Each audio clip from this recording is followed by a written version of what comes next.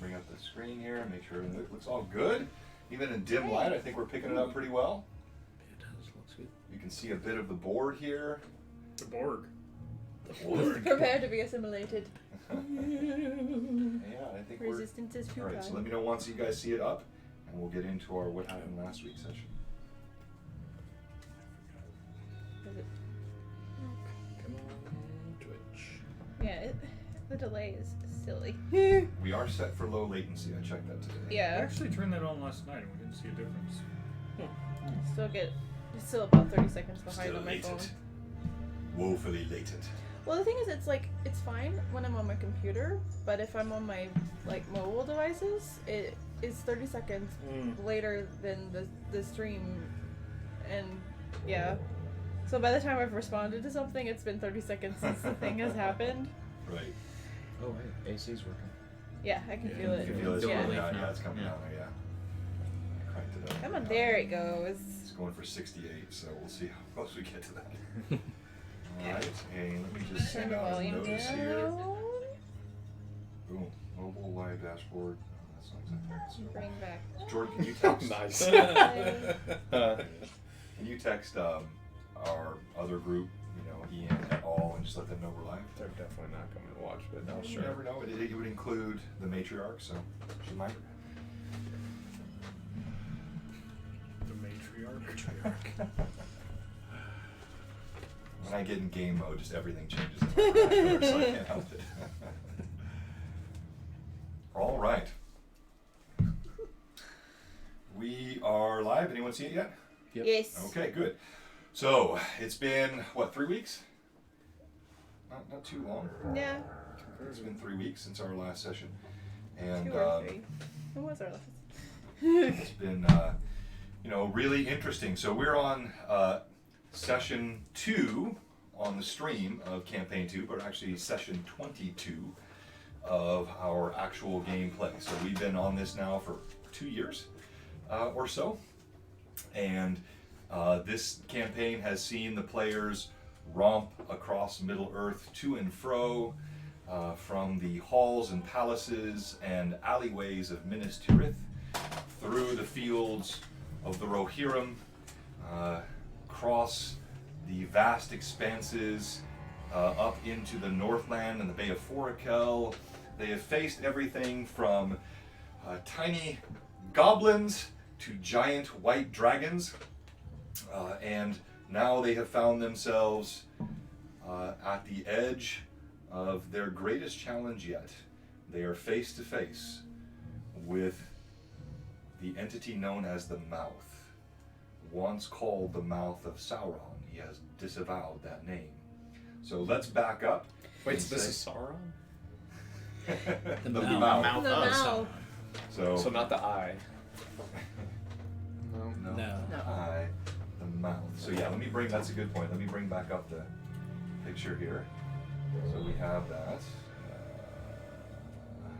Did I have that? Oh, I had that in Trello. 1 second. While I'm bringing this up, let's talk about what happened last time. All right. And Run up is horseback. our historian, Evie. Yes. A chronicler. Okay, so we began at the top of last session in the Mirkwood, and we had kind of begun to move in toward the forest with the then living what was his name? Merrick? No. Control mouse with Was it Merrick? Captain Merrick? Was it? Yes, Merrick. Captain Merrick, yeah. There's been so many people that have died with us. I can't keep everybody's story. There's been a bit of death. Yeah, so Captain Merrick rode in with us, and there was, let's see, looking back through, refresh. Yeah, so Hallgrim spent most of the time riding his horse and reading, and getting to know his new friend, Rock. And And I want to, so again, mad props. She does the most amazing notes every week, and she is the chronicler of the campaign. I want to make sure also that we stay interactive. So as she's going through it, if you have a comment or a thought, make sure you jump in and pop it in there as well. So it's not just a monologue. Go ahead. Yes. Okay, and so basically we were when we began to go into the forest, it was in continuation of searching out the Tarkian who had taken the Palantir and hopefully recovering the other Palantir-re. That's the plural of Palantir, Palantir-re. That he and his other baddies had collected together. So as we moved into the forest, there was some discussion about it being haunted or not, and yeah. And then Radagast got mentioned, and Hallgrim got really excited about the potential of there being Radagast anywhere. Distracted, I think, would be the better term. Both true. And he set a rock up in search of any Radagast sightings. And so poor Rock is tethered to this crazy guy.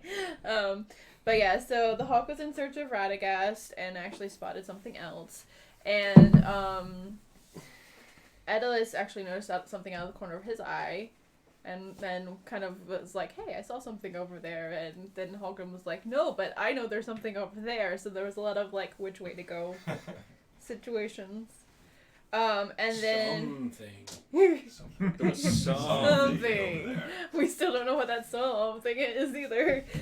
And so basically we decided to kind of follow the suggested direction, which was the one that Rock had seen in the other direction. So we kept running through the forest and decided to make camp. And that was a good move. Yeah. Nothing ever happens. Yeah. Never at night. So we found the best like kind of clearing-y spot and started to make camp, and then a spectral being kind of appeared off in the distance, came a little closer, looked like an elf. Marthaliel tried to help release this spirit, and it reacted very poorly. That worked out real well. And so we ended up in a fight with a bunch of spectral like creatures that were neither really elf nor anything else. It was just a lot of that. It was not Radagast. No, definitely not Radagast. And there had been some back and forth between Azimir and Hallgrim about this whole point, right? Yeah. Azimir kind of felt Hallgrim was a bit of a knave. Yeah. And I think they'd had a pretty good interaction. And there was the inside joke about the goblin and human thing again that had come back. Yeah, so then we fought the spirits, and Marthaliel and Brual kind of destroyed them because Paladin and Cleric, best team. The powers of the Paladin and Cleric were quite effective against them. Let's do a quick aside. You mentioned the Dwarven goblin thing, and of course we have some inside or esoteric jokes in this campaign because we've been playing for 2 years, but for the benefit of our audience, I think this is worth retelling. So who would like to share the origin of this whole confusion? But clearly no one could confuse goblins and humans, so what's this all about? Nope. I'm not telling this Endless, story. I think you might be uniquely suited to tell this tale. Well, it was very early in the It was campaign. First or Probably second first or session? second episode, we call them. And we scouted ahead. I think what turned out to be the fake bird, which we didn't know at the time, had scouted ahead and saw that there was some horses and some wreckage and whatnot. So we scouted ahead to find out what was going on, and there were arrows stuck. And so this was obviously a clue of some sort as to who had attacked and ambushed these poor souls. And so the mage examined it closely, and he was totally confident that they were human arrows. But 2 or 3 other people in the group were looking at them, and they were clearly goblin arrows. But he was absolutely confident, because apparently his perception check, he rolled... Right, so this poorly. is right, great point for roleplay. So I mentioned this in one of the DM tips. Certain checks you guys will make, certain rolls you will make. But I like rolling some things behind my screen, because that was a perfect example. I rolled a 1 on the d20, so he essentially fumbled his perception check. If he rolls a 1, and he sees the 1, then he knows whatever I tell him is clearly not accurate. If I roll behind the screen, he doesn't know if I've rolled a 20 or a 1. So I role play his clearly misguided identification of these arrows by saying, "Oh yeah, you're sure these are goblin arrows or human arrows," right? Yeah. So it's an important point in role play to help kind of the dice tell the story in a way that the players really don't know exactly what's Well, happening. And my favorite part was he was insisting that he had researched it in the Yes. library. He had read Yes. books about it, and he And- knew. He knew, and there were 6 arrows, and I know there were exactly 6 arrows because I still have them in my backpack. From 2 years ago. Yes. Huzzah! Which, So- I think that's what's so cool about that is that was him playing along with the role play, right? So the dice sort of set the thing in motion, but then the player embraces it and role plays it along, and that's the storytelling. So fantastic job. All right, let's back to the action. So Okay. the strange sort of amorphic entities where you see pieces of elves and orcs and strange body parts emanating from this green ooze. You slay them. Then what happens? Well, then we actually were able to rest, at least for the rest of the evening, and we started out again at the top of the next day, which day is relative when you're in the Mirkwood, because you can, their light It's a bit will murky. kind of, a little murky. But, there was, we could tell because there was a little bit of light coming through, but then it got progressively darker and more kind of misty as we were moving through, and it wasn't like a natural mist situation. Foreboding. Yes, it was the word. It was foreboding. foreboding. And why though? Why do you have to mess with my dice? No touchy. Getting a sense of the home life. He just touches everything. And then, Perfectly natural. Anne said he was an expert Palantirist because he had touched a Palantir. We had an argument about that. And that? I chose my words carefully. Yes. I said I was the only one with any experience with and it. then Hallgrim insisted that Rock was also an expert Palantirist. Oh, yeah. And then Anne said, I believe he's an expert in many things in your brain. That was nice. And so while she's recalling this, a quick shout out. We have a new follower. Yay! Here goes to Jay Birchfield 3. He subscribed at tier 2. Well done. And then I think also real quick here we have Bunch of followers off screen too. we have new followers. No. No, other way. Yep, there we go. Oh, yep. Torak Bones followed us. Thank you very much. That's another one of my guildies. And Hi! also recently we had Squishy the Assassin, one of my favorite login names that has followed us. So thank you to both of you. Saku too. Where's that at? Down. So like a couple days ago. So we Yeah. had Chip Tees followed us, Sean Mosby, Wolf Wraith, and then I think that was it since the last stream. So Cool. Yeah. oh wait, no, I missed one here. Sackle DXX. Yeah, Saku Sackle Dix. and I don't know what Squishy exactly that's are from. supposed to be. Sack of- They're from the Discord Dicks. server. They must have Okay. watched that stream where there was The bag, yeah. The bag bag of of- food yeah. for So, Rock. Yeah. shout out. And also, as always, a big thank you to Ukador, who has a great stream, and they actually host us sometimes, and then Loot Die Repeat, and DM Matthew, they're great friends of the channel. Altruist Miniatures, who is actually working on creating minis for all of these characters. So shout out to all of those who help support the stream. All right, let's finish up our what happened last time and we'll get Yeah. into the new content. Okay, so then we continued on, and the group actually found a bunch of, as we rode on, we were getting near Amon Lank, and the group saw a bunch of slain elf bodies covered in a pox, and it was traumatizing for the elven among us. We also all worked on our pronunciation of Dol Guldur. Yes, we did. It didn't go well. It didn't go well. No. There's just too many U's in them. And then so we moved kind of through into the building. Kind of Ant actually scouted around to find a way in, and he found kind of something on the Found side. sort of a dilapidated entrance on the left side of the castle leading downward. We had to leave our horses behind. Yeah, There's we the- did. Mhm. Because they wouldn't were just go. like, They just nope. were like, this is bad. And, Which, and fair. awareness of horses and their flesh has been a consistent theme for Edalus from the beginning of the campaign. So. Yes, that and I think I might have And some jerky in Hol- there somewhere. and Holgrim hiding behind them too. Yeah. So there's that. It's been a minute though. Holgrim uses Holgrim- cover wisely. Glass cannons. And so the group ended up moving through the opening that Ant found. Halgrim didn't make a good friend in you when he kind of found it amusing to see the elf heads pinned stuck to the Oh, ceiling. he did chuckle at the elf heads. I forgot about that. He Yes. did. So the heads of several elves were on spikes around the ruins of Dol Guldur, which the anticipation had been that elves were employed by King Elasar and had agreed to remain behind and purge Dol Guldur of the evil.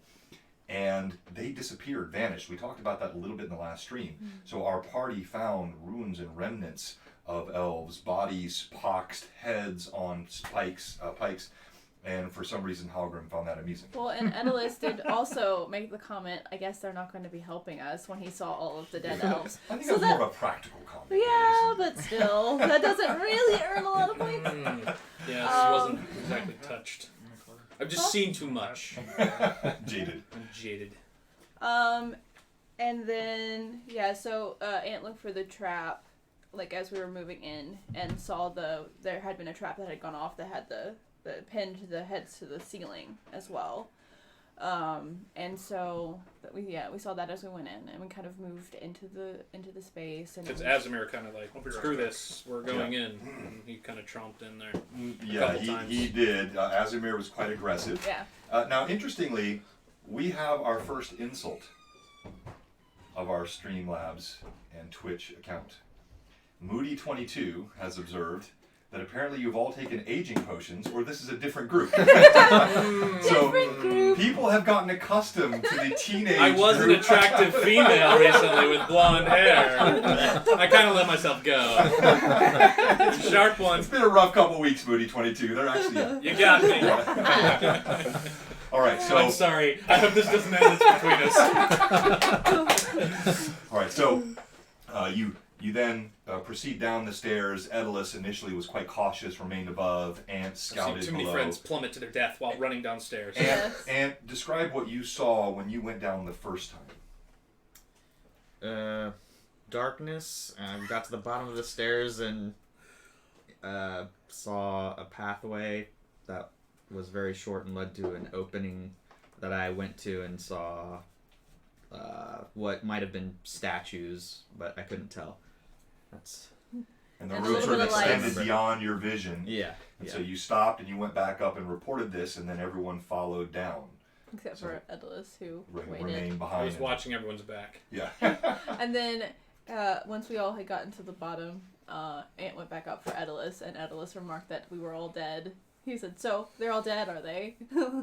and and Ant said he was surprised that we actually all survived it. So there's that.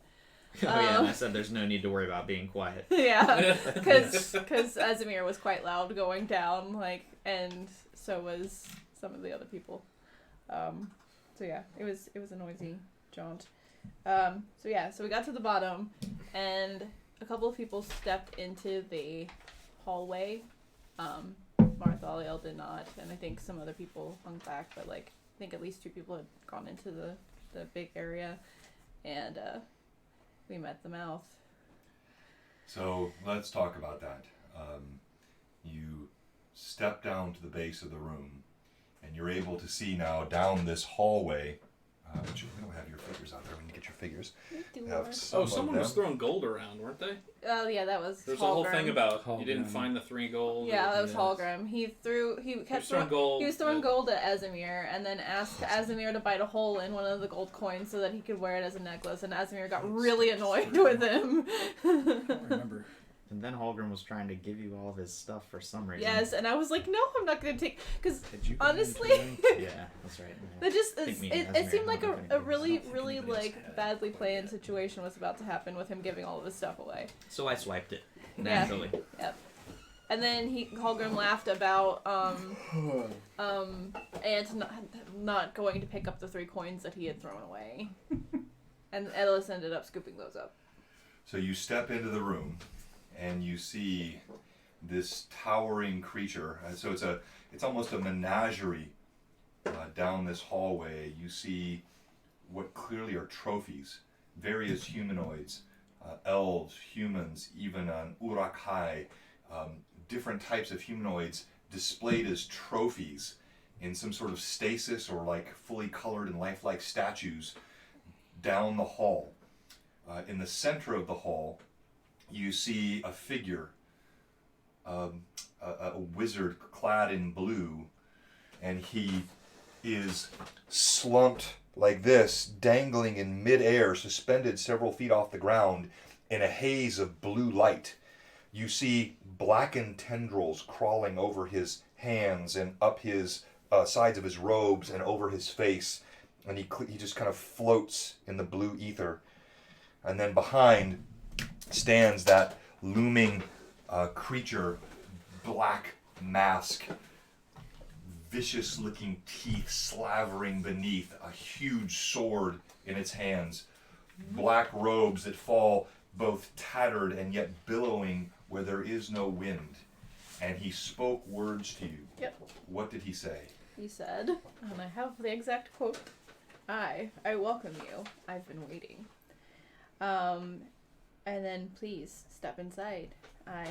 You think you know who I am, don't you? I am the mouth. And he chuckled and he said, I am not the mouth of the plaything Sauron. I am the mouth of Melkor.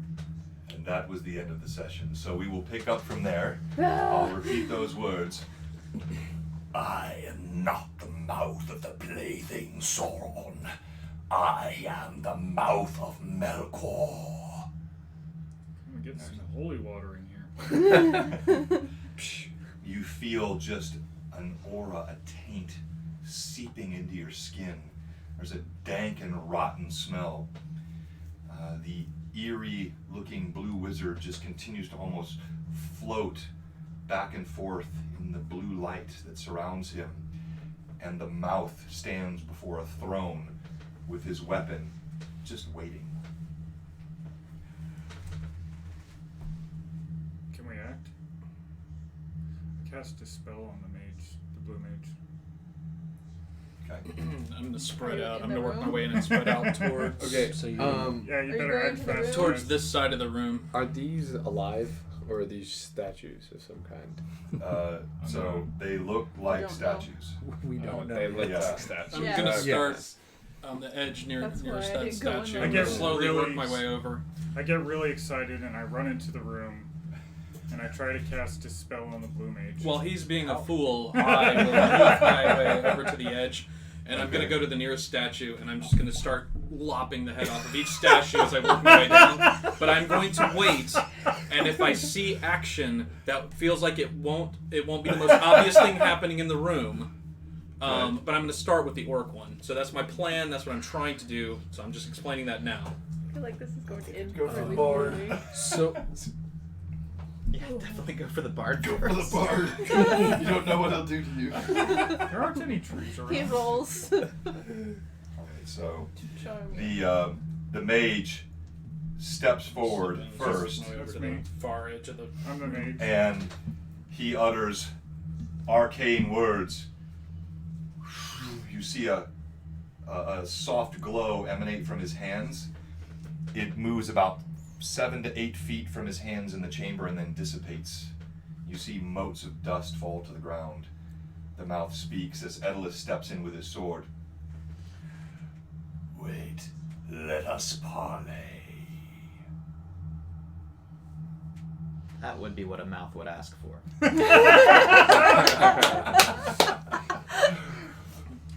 I pause and look at Ant. If you wish me to take your lives, I will, but I would parley with you first. Parlay with the Dragon Whisperer. The diffuser. That's right. Well, mouth, I'm not really sure who you are, but as you can tell, I already have a reputation, so impress me. Definitely a way to go. Okay, you see it. There's a slight tilt of the head and a rumble of a chuckle emanates.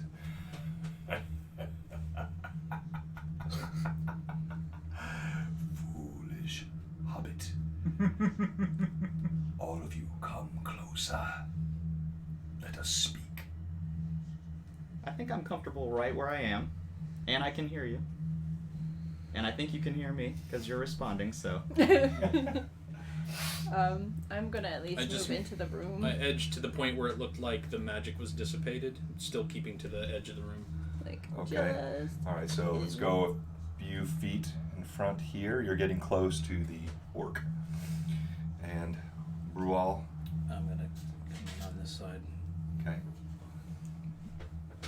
You step in as well. As you begin to move into the room, you see these figures. They are lifelike. These statues that line the walls, the detail. You can almost imagine that they yet breathe, though they're perfectly still. You feel the taint grows deeper even with every step you take into the room. There's a moldering and vile smell that permeates your nostrils, assaults your senses. It's almost dizzying. You all begin to feel slightly lightheaded. The mouth lifts a bony, blackened hand. The door slams behind you. Saw that one coming. It's better that we're together. I'm not locked in here with you. Is Rock with us? Just curious. Yes. Okay. Yeah, Rock is on his shoulder. The mouth steps forward. His footsteps echo along the floor until he's just inches from the suspended mage. How like you, my plaything? He reaches out and his hand goes through the blue. You see the blackened lightning crackle across his fingers, and he just spins the mage. He starts to twirl in place.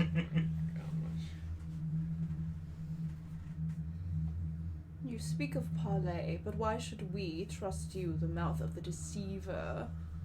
Also, you shut the door behind us. That's not exactly friendly. Trust? Why speak you of trust? I said nothing of trust. I said parley. This is your opportunity to surrender.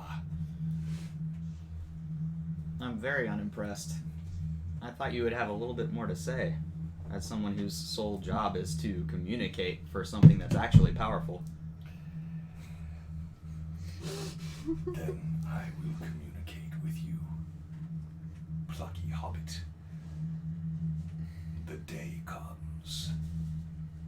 The day of Dagorath. Melkor. Though Vakros failed, Tarkian did not. There is but one Palantir out of my grasp by your simpering and vile uncle. He glares at Hallgrim. It is no matter. The day will come. The Dark Lord will come through the void. The door of night will restore his presence, and he shall come from the timeless void. If you will swear fealty and recover the final Palantir, I will spare your souls and speak well to you from the mortal lords. You speak awfully confidently for a man who works for a god who was defeated by the rest of the Valar, and I represent one of them. You think you will stop us from stopping your master?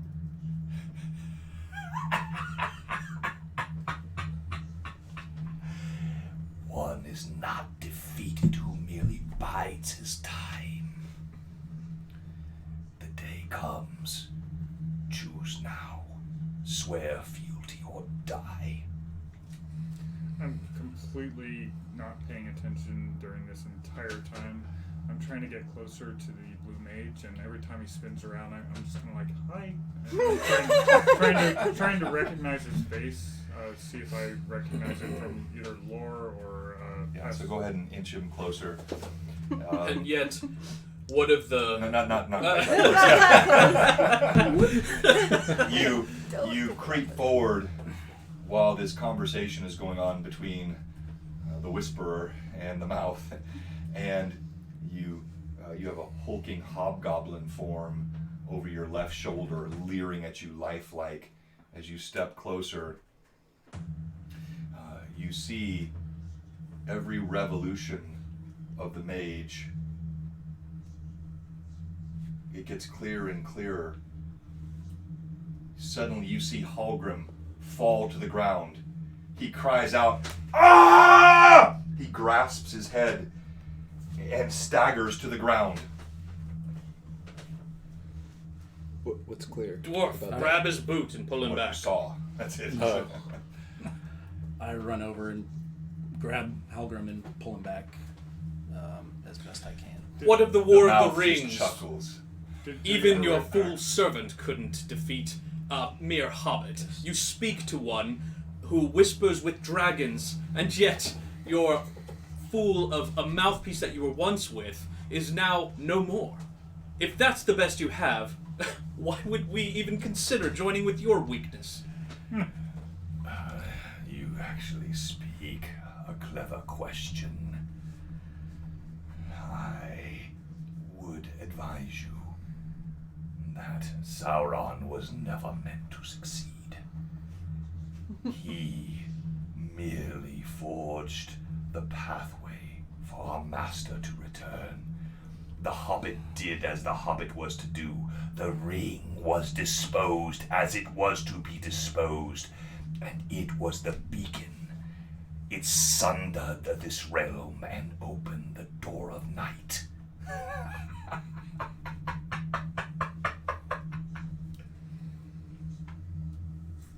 All I'm hearing is that things went totally wrong for you, and you decided to spin a story and act like it was a part of your plan. Were you not part of this realm? If you were the mouthpiece of Sauron, you would not need a beacon. You would know all that you need to know.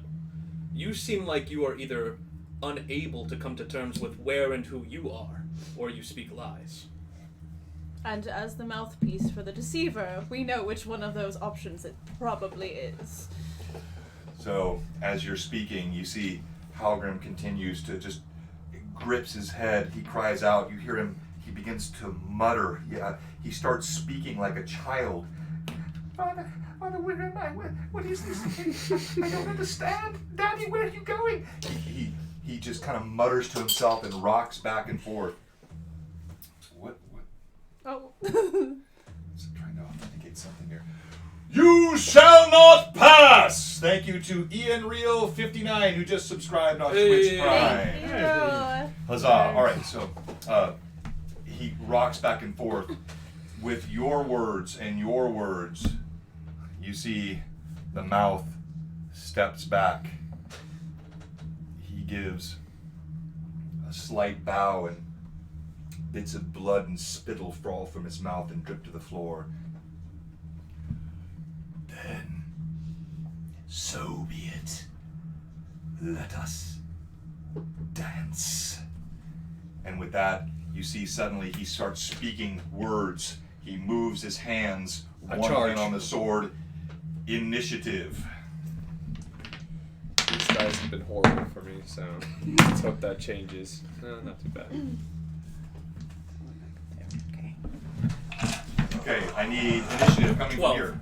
Ooh, that's terrible. Here? My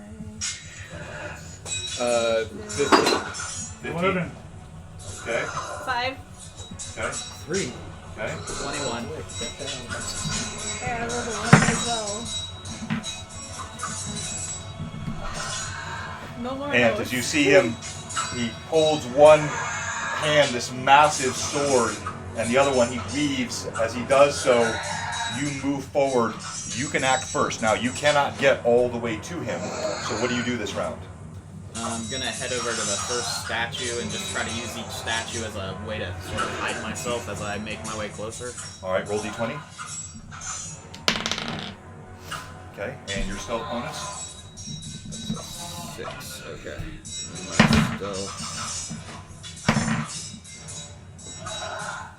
My stealth is 29. Ant steps into shadows. As he moves behind the hobgoblin, he seems to just disappear into the darkness.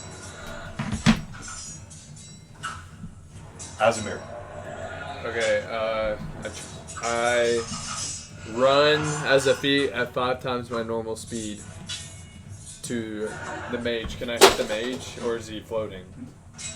He is floating, so what are you trying to do? How high is he floating? He's like about 4 feet off the Oh, ground. so Yeah. I'm gonna just hit him. Okay. Oh no! Bro, these dice suck. You're hitting the mage? Yeah. Okay, alright, 1. 30. So no fumble. Okay. Okay. And 29. You hit. Okay. All right.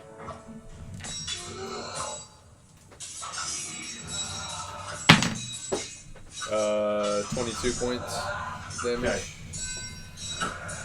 Oh! You see Azamir bellows. His sword crushes through the blue light and slashes the spinning mage across the midsection.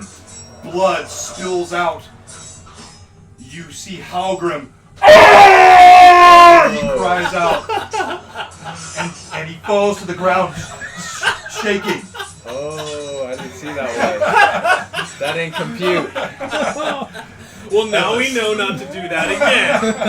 I'm gonna slash. Yeah, that's right. Yeah, you could have critted. Yeah, that's true. I'm gonna slash. Wow, that would have been awful. I did not anticipate that. If you would have critted and killed him, holy crap!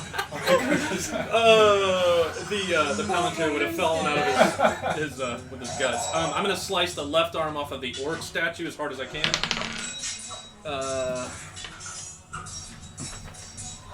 Sorry, this is a 18, 16. Yeah, so 29. Yeah, so it's a statue, right? So you Right. hit, bang, your blade slams into the arm. 3 plus 9, 12, 15. And remind me, your blade is masterwork +1. Masterwork +1, that's Yep, correct. right. Okay. Your blade slams into the arm. Oh, you just feel like hitting stone. A massive chip pops out of the arm. A piece of the beneath the shoulder and above the tricep chips out. Your sword reverberates in your hands down through your elbows. You strike again.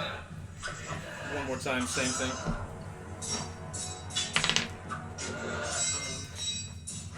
Okay. You hit it again. This time, you feel a crack. Your hands are numb from the vibration going through the blade, and the arm clatters to the floor with holding the sword. And you see where it snaps off. Inside, it doesn't just look like gray stone. It looks as living as the outside did. You see a bone. You see marrow. You see vessels and muscle, but all petrified and solid as it falls to the ground. Well, that's why I didn't take his head. Halgrim, Screaming on the floor. you are screaming on the floor. You see images of your childhood. You see where you grew up. You see visions of your mother and your father.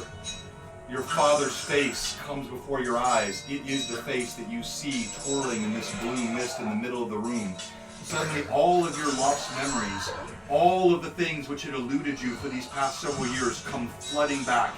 You see your whole time growing up, the studies that you had with your father, the knowledge that you learned of the arcane. Every experience of your childhood comes slamming into your head all at once. You feel a biting pain in your midsection. Roll d20. Will save. Add your will save bonus.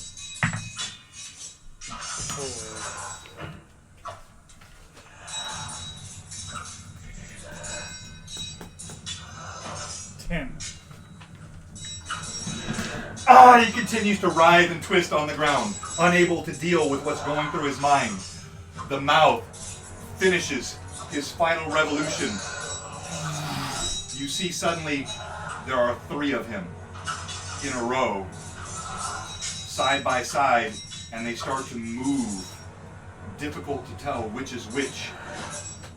Simultaneously, with his open hand, he holds out 2 fingers, and you see black lightning arc out from his hand. The lightning arcs toward Edalus. Edalus, roll, make a reflex save. Okay. That's all I needed. I don't need to know anymore. I saw what I needed. 9. Okay. The lightning bolt strikes Edalus as you're picking your sword up and trying to recover the vibration out of your hands and looking at. Suddenly you look up and you see this black and jagged lightning bolt streaking towards you. You turn at the last minute and it strikes you square in the side. You take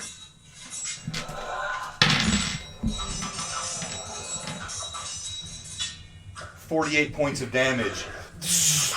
You feel vile lightning. Smoke comes off of his body. You can smell charred flesh in the room. Rual. No. Marthalio. That's 5. Yeah, 3. Okay, so I'm gonna do something that's totally crazy and might work. Great introduction. So here's where it all ends. Yeah. I'm going to grab my prayer beads and I'm going to use the bead of summoning and try to get some help from my god. Okay. I'm trying to find. It was a while ago that I got that. There they are.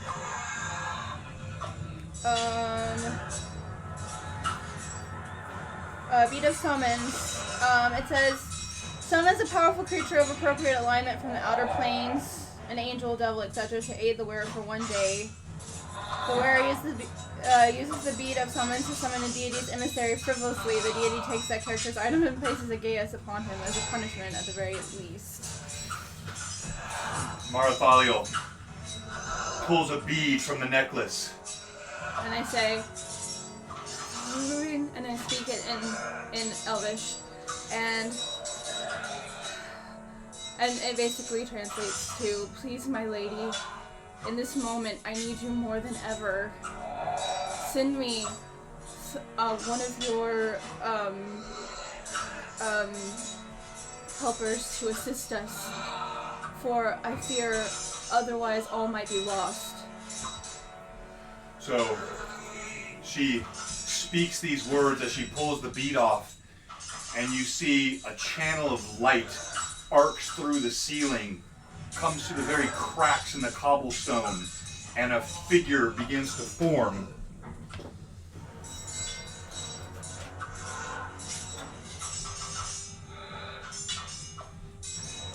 You see this ethereal-looking creature.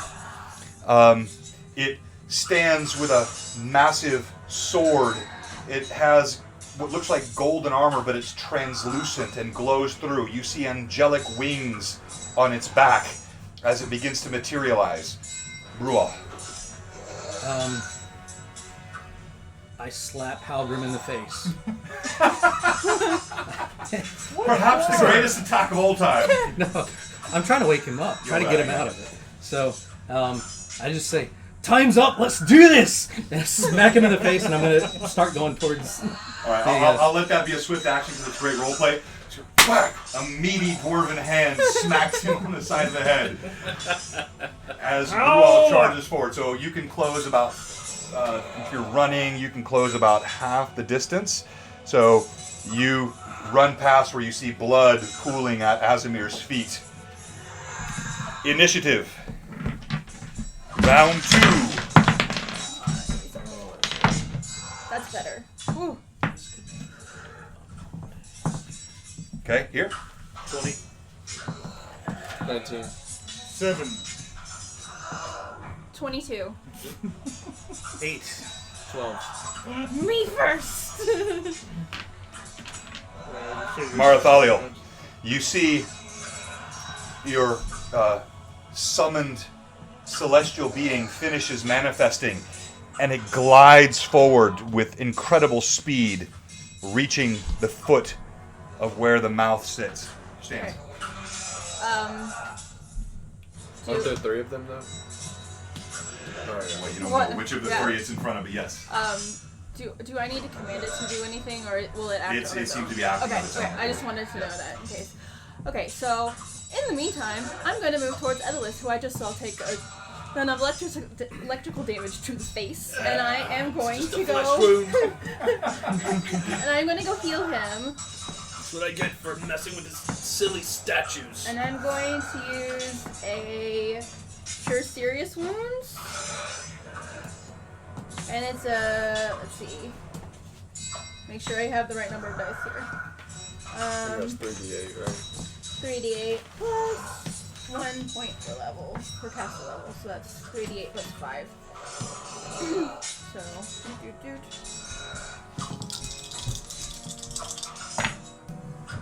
Okay, cool. 15 plus 5, that's 20 points of healing for you. Oh, thank you, my lady. You feel You're welcome. a warm, holy energy comes through you. You're healed for 20 hit points of damage. You smolder a bit less, but there's still blackened skin.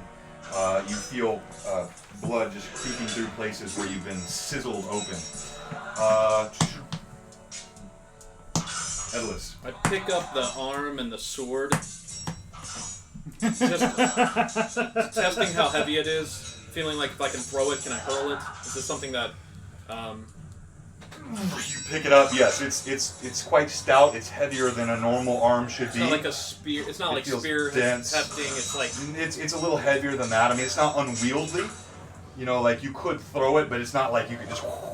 Right, okay. And remember my goal is how much trouble you had just wielding a pipe. and a crow. It was a crowbar. crowbar. No, I'm not going to try to crowbar. hit somebody with this. So I am truly not, and I'm so my goal is to start running forward as far as I can and hurl it at the one that's furthest to this wall. Literally just to hurl it in the direction and try to basically hit, not necessarily doing damage, but Trying to hit the mouth. Oh, image, okay, or the image to the side. the image to this closest Yeah, to this okay. wall as I make my way as close So as these possible. won't look exactly the same because I don't have 3 of the same figure, but just for sake we of can see.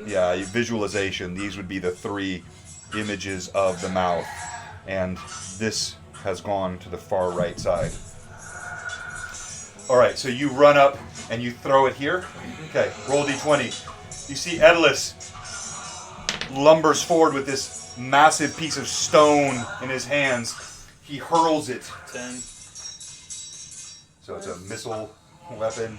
Just your Plus 20 or Jax. 10 plus 12. Okay. He throws it. This is hilarious. It's his first. You gotta cut him some slack. It's his first thrown stone, not stone arm. It bounces slightly short and to the right and shatters in a bunch of pieces in front of that rightmost image. The mouth. All 3 images move forward. This one engages. Can I make a perception Celestial check to be- see if it bounced off the image or if it went straight through the image? Roll d20. 14. And your perception bonus. I need a. Actually, everybody, real quick, I should have this. I need your updated perception bonus. Let's start here. 14. Okay. 12. Okay. 0. Not possible. We'll deal with that later. 14. Okay. Okay. 21. All right. I just have like 3 high things. Now, that's Everything very else is interesting. You do see He's a rogue. He's got to be right. one of the bits of stone hits and bounces off the leg Of the of right. the rightmost figure. I don't know if that is true or not, but The mouth holds out his hand, this time to the right side, looking at Brual and Azamir and Ant. You see a ball of fire blossoms from his hand.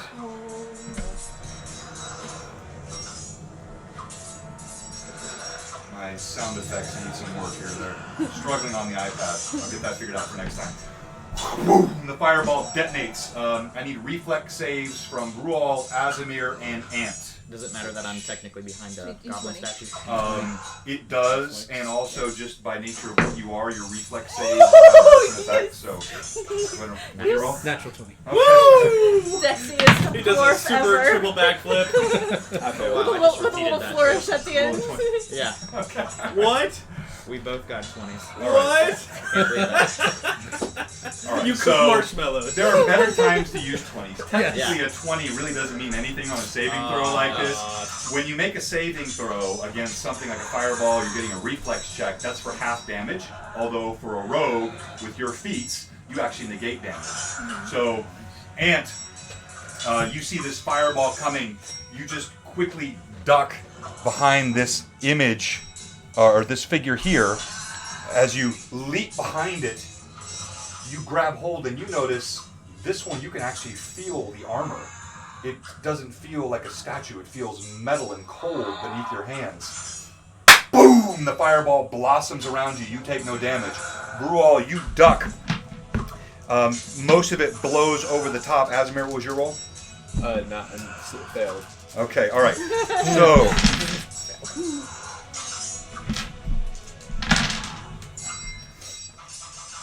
Azimir, you take 54 points of damage. Oh god. You take 27 points of damage as the fire just scorches over the top of you. You feel your armor superheat, and you feel the blast go past your face. A few of your hairs are singed, but otherwise nothing else happens to you. All right, your move, Ant. I'm gonna see if I can just slip my knife into a chink of the armor that this thing that seems like a possible weapon. I don't know. When in doubt, stab it! We are awesome. This is the most unorthodox combat I have ever run in my entire life. I'm just imagining like summoning them to life. Sure, and sure, using okay, it I as At get least it. I started No, with I the like Auric. it. What is I- that? I That looks like like a the good guy. creativity. That looks like a good You are guy. killing potential allies, sir. Or So you- enemies. You, He could be a hero. you reach up and you start. You put your blade, and you can see it's plate armor, and it has these blackened leather strips connecting it. So you find a blackened leather strip, and you start to pull against it. Your blade snaps Alright. on the No, leather no, strap. you're screaming. You're like screaming not with pain. not like you did something wrong. Like you feel a force or an aura from this armor when you apply it. It literally snaps your blade off. However, as you stand here, you feel the taint is quelled. This malevolent aura, you feel less of it as you stand next to this figure. All right, Brual. You stands up, your armor heated, little bits of smoke coming off of your body. Is that the best you can do? I'm gonna try to get to this one. Can I make it? Yeah, Brual runs forward. Even as you see the celestial being is dropping its sword, you do the same. I don't know. 17. Plus your, It's plus Or- 15. yeah, 17 plus 15. 17 plus 15. So 32. 32 to hit. Okay. Boom! Your hammer should have slammed into something, but it passes straight through. Even as you see the celestial being's sword slashes straight through. Your blade and your hammer collide. No damage to either, but jarring, and this figure dissipates and vanishes. Azimir. I run to the right figure and I begin hacking. Okay, at it. you rush past the blue light. You still see some blood seeping out on the ground. your blade coated in it. As you run forward, you see a fireball whirl past your head to the back of the room and explodes. You close in on him. Roll to hit.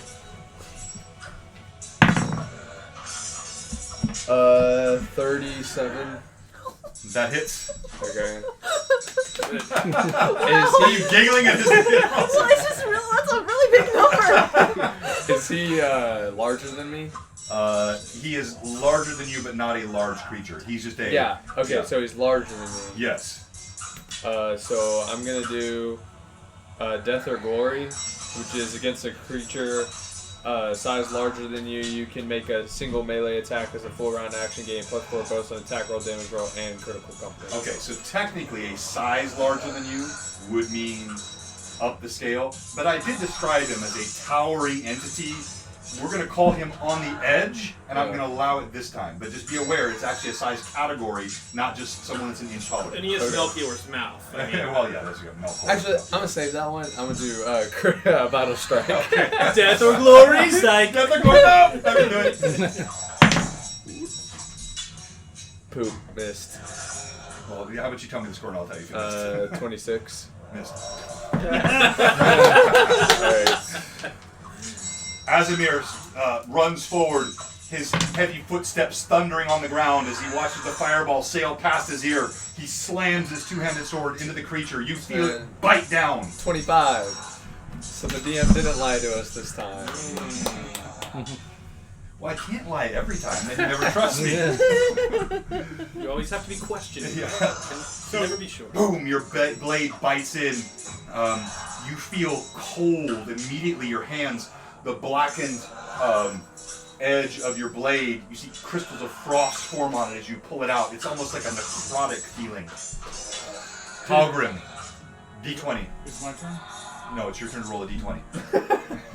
Come on, man. You gotta roll high this time. That's your will Rules, save. It's giving you a bonus to the will save.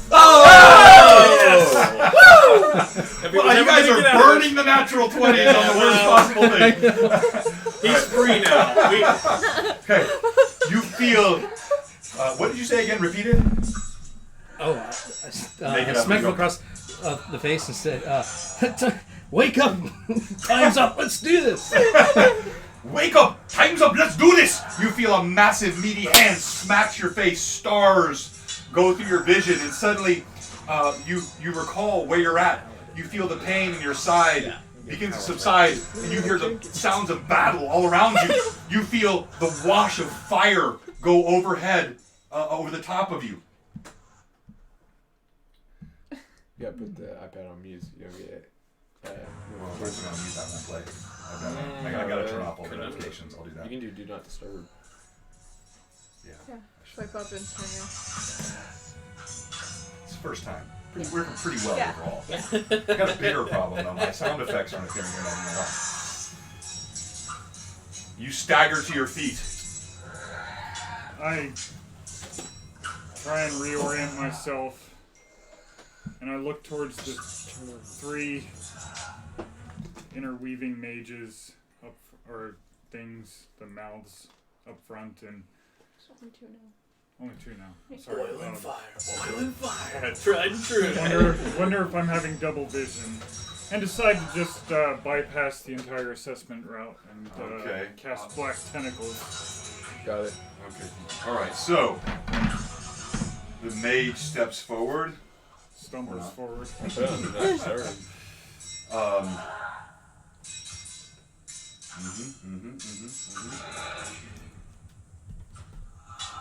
Okay. Thank you. You utter words, and suddenly you see these oily black tentacles emerge from the ground. You've cast this spell before. These look different. They're sickly looking. They have thorns on them as they rise up toward the mouth.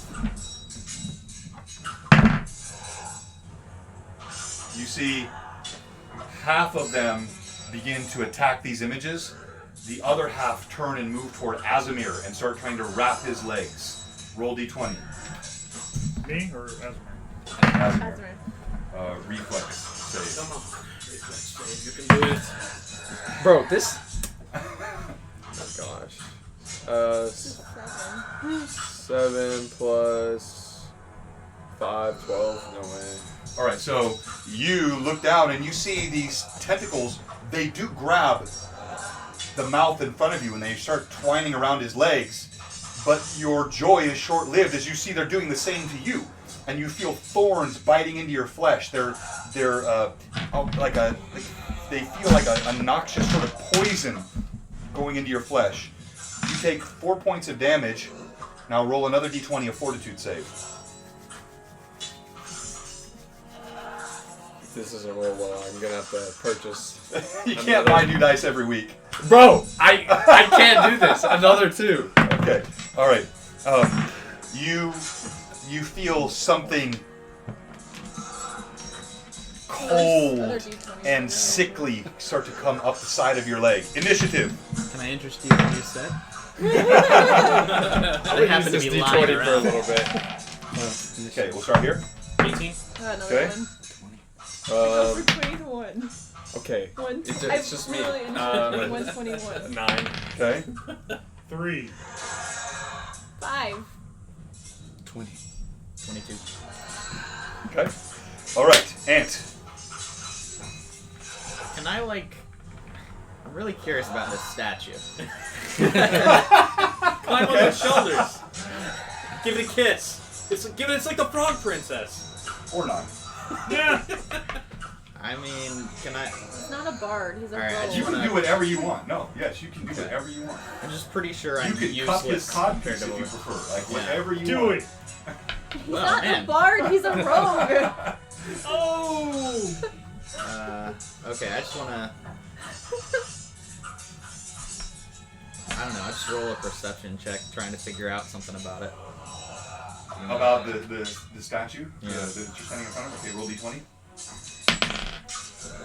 15. Okay. And then roll one more d20. 10. Okay. As you look closely, all you can discern is that this statue looks the same as the other ones. It's this sort of lifelike, preserved, yet frozen stasis entity. But the armor that you're feeling is actually separate from it. It's an actual suit of armor surrounding what is otherwise a creature in stasis, and you see it's a Noldor elf. This is some sort of high elf standing in front of you. Stab it again while staring directly into Martha. So I'm not going to take a round for that. That's you can. That's just you're standing there. You've already burned around plucking at armor. So Okay. And so I assume there's no way I'd be able to take it off because I'm just a little tiny hobbit and that thing's even bigger than me probably. yeah, Okay. much bigger. Well, I'm gonna just head out to the corner over here. Just try to wrap around sneakily if possible. Okay, you sprint along the edge. Roll another d20 for me, please. Oh, and I should mention that I want to.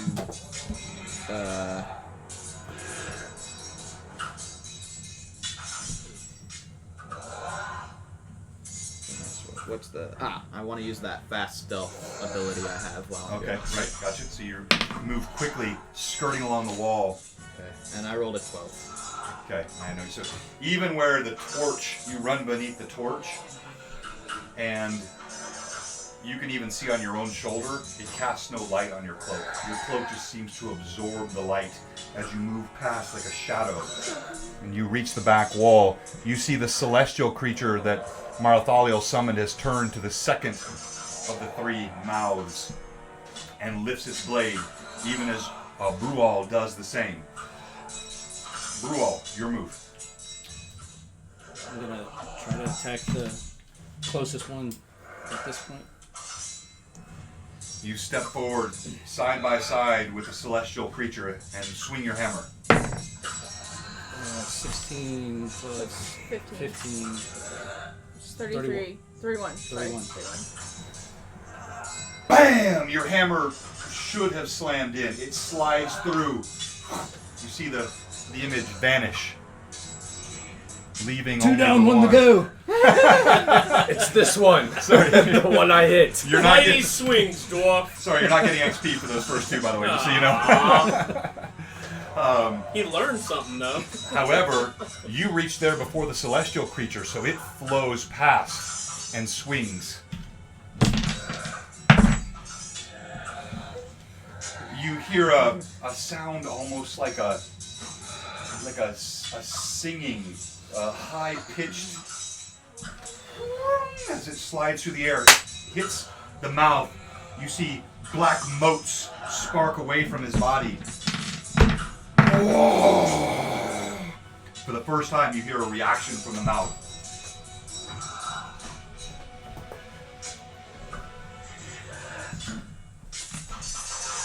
Headless. Am I in a position where I can do a charge, or is Azamir in my way? No, you can definitely charge from this side. I'm going to charge, which I know is 1 attack for the round, I believe. Mhm. I forget all the benefits and whatnot. Oh! Okay, well, that's great. 2 plus 18, 20. Okay, so you run forward. You charge, pulling out your blade. As you reach him,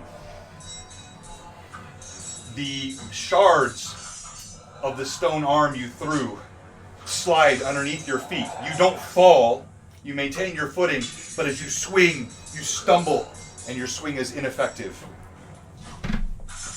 The mouth looks at Azamir.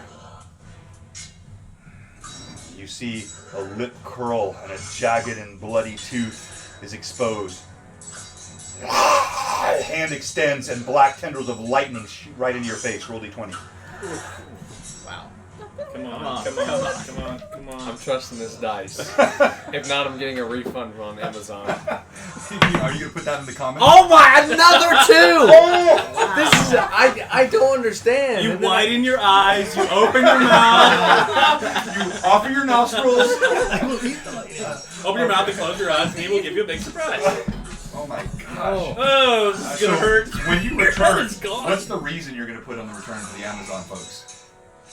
I only roll 2s. Unbalanced. Unbalanced. No, defective goods. Yes. Kills me. They were designed to help your heroic quest, and they clearly are not fulfilling their purpose. You They're take unbalanced. the blast of lightning full on. Ooh. I'm dead for sure. Well, not dead, but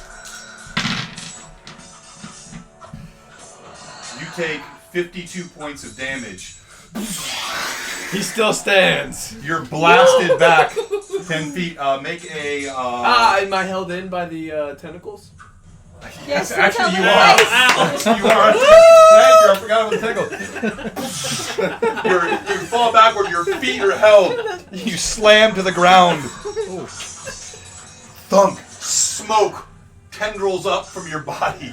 You just feel like tingling over your whole form. Your brain feels like it's been scrambled. You're struggling to even regain your thoughts. That was planned. Could I still attack? What? You Well lose done. your attack this round. Alright, Ruel. No, you already went. I'm Martha, sorry. Okay, so I'm gonna move myself as close as my movement will take me, which is I can't really Yeah, tell we'll with call those it squares. here. Okay, and everyone should be in range of my prayer. My channel energy, correct? Yes. Not Halgrim, Okay. but everyone else, yes. Okay. Well, I'll get to you later. Sorry. So 5d6. I don't appear wounded. 30. You got blood on you. Okay. 5, 9, 6. You just lay down on the floor at the foot of this step here to hide. 17 points of healing to everybody. 17 points of healing to all who are wounded, with the exception of Halgrim, who I do not believe is wounded anyway. I am slightly wounded, but You see from the corner of your eye the wounds of the mage suspended in the air also heal. and blood slows. Yay! That helps. Oh. Zoom. That's a sound effect for my Using spell. my knowledge that I picked up at the university, the memories that recently came back, everything all together. Does the Blue Mage appear to be suspended in anything related to dimensional chicanery? Roll d20. 5. Son of a. Wasn't a 1. No, you do not. You don't recognize whatever magics are being used to suspend him. Okay, well I'm gonna go with, this is not metagaming, I promise. I'm still going to go with my initial decision. Excuse me. I am going to reach out my hands and attempt to anchor the Blue Mage to this dimension. Wait, I'm sorry, I hit something. and Dimension took your screen anchor. off. I suspect Dimensional that anchor? there is some kind of Okay. space-time. Can we use big boy words in Yes. here? Fuckery. Okay,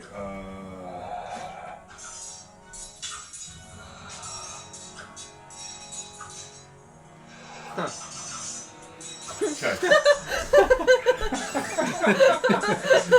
You okay? I just had a funny thought.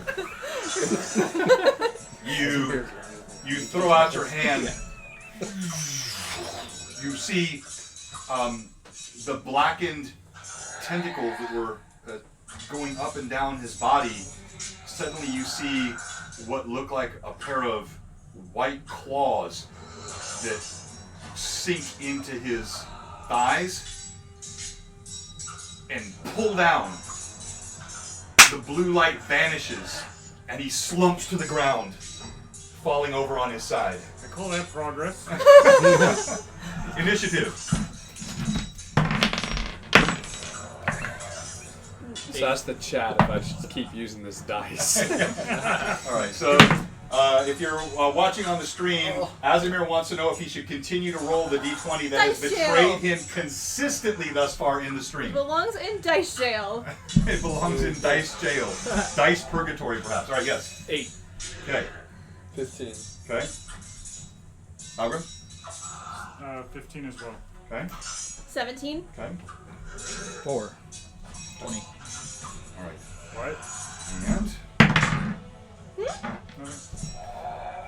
Oh. the mouth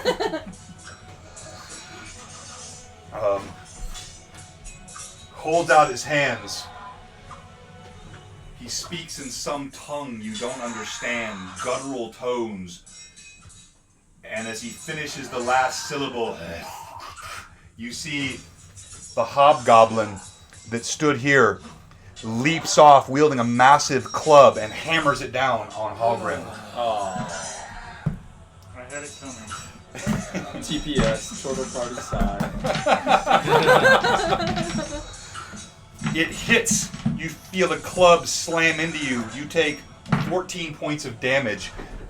Rocks you. Thunk. Ant. I'm gonna try to sneak attack the mouth. Okay. You slither forward. He is completely unaware, as is everyone else. As you sneak up behind him, you see the torchlight behind the throne on either side, casting shadows. You just sort of move between each shadow. You see the celestial creature standing on one side. You see Azamar on the ground, beginning to pick himself up. Smoke coming off in waves from his body. Okay. You had another dagger. Tie his shoelaces I did. together. Yeah. Tie his shoelaces together. He Yeah, I'm just gonna attack. 15 plus base attack bonus 7, so 22. To sneak.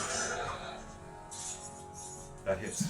I'm at 5d6. I So wonder if we could do that with like a mage hand. You know, like he's running away from us. 2, 6, 12, 13, 15. Okay, and any bonus, strength bonus. Well, my strength bonus is -1, I think. Okay, alright, I need to know that, alright. And aren't you at 2 attacks per round now? Yeah. So second attack. You come up. You slide your dagger twice into his hindquarters. 6. No, you gotta attack. 7. You gotta roll to hit.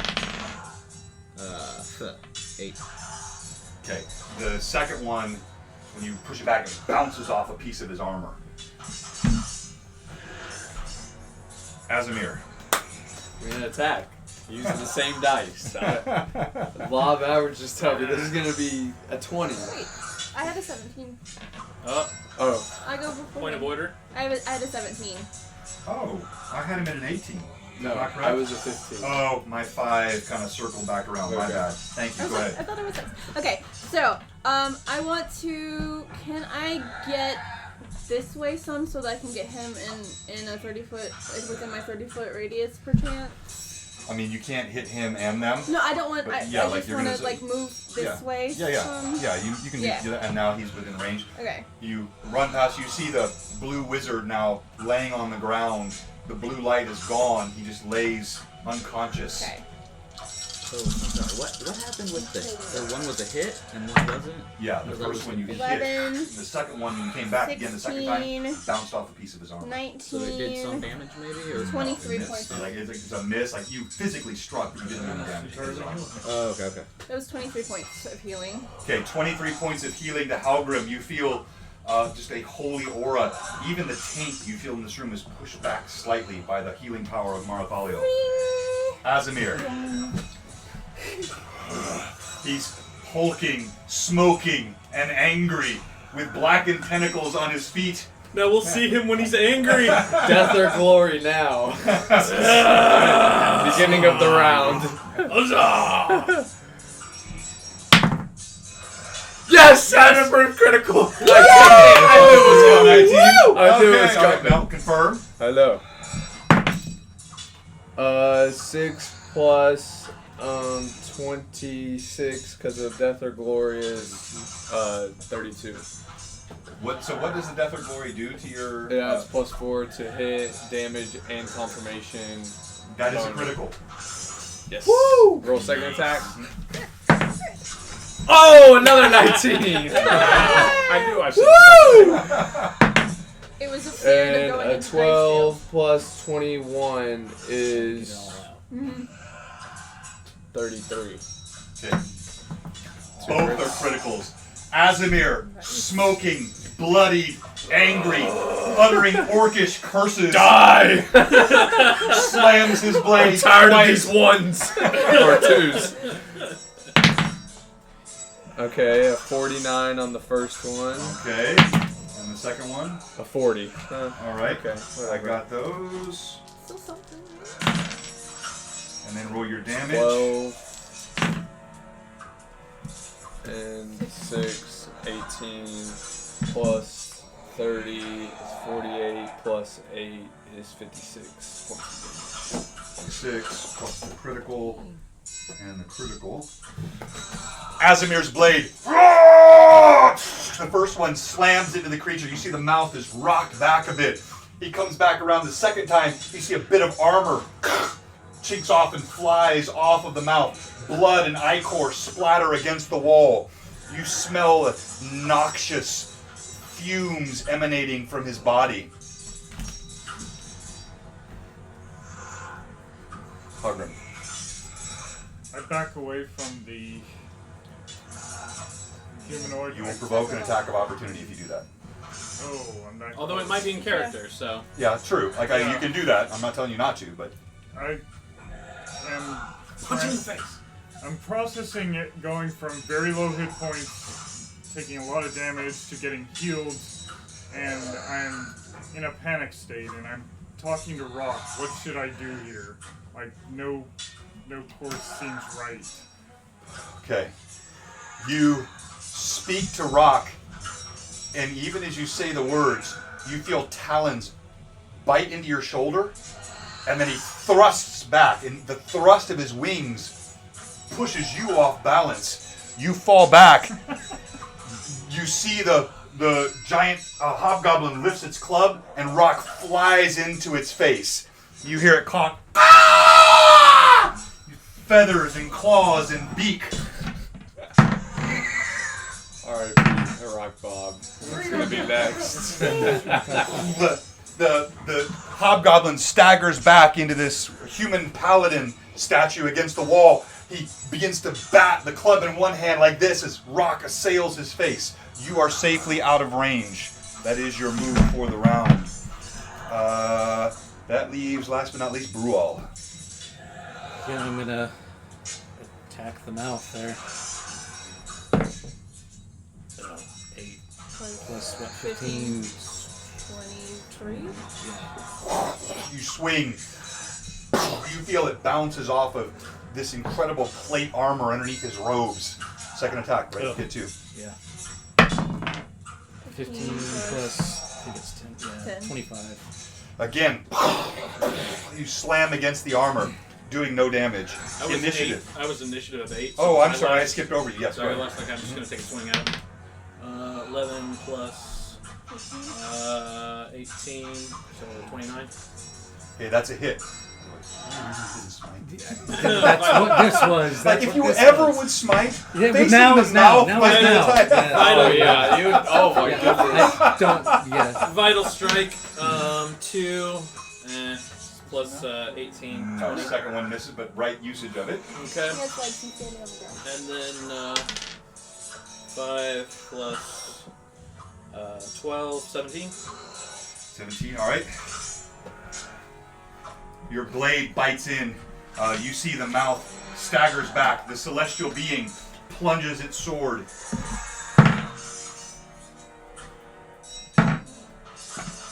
It bites in, and you see the mouth begins to stagger, stepping back, swinging its blade almost wildly now.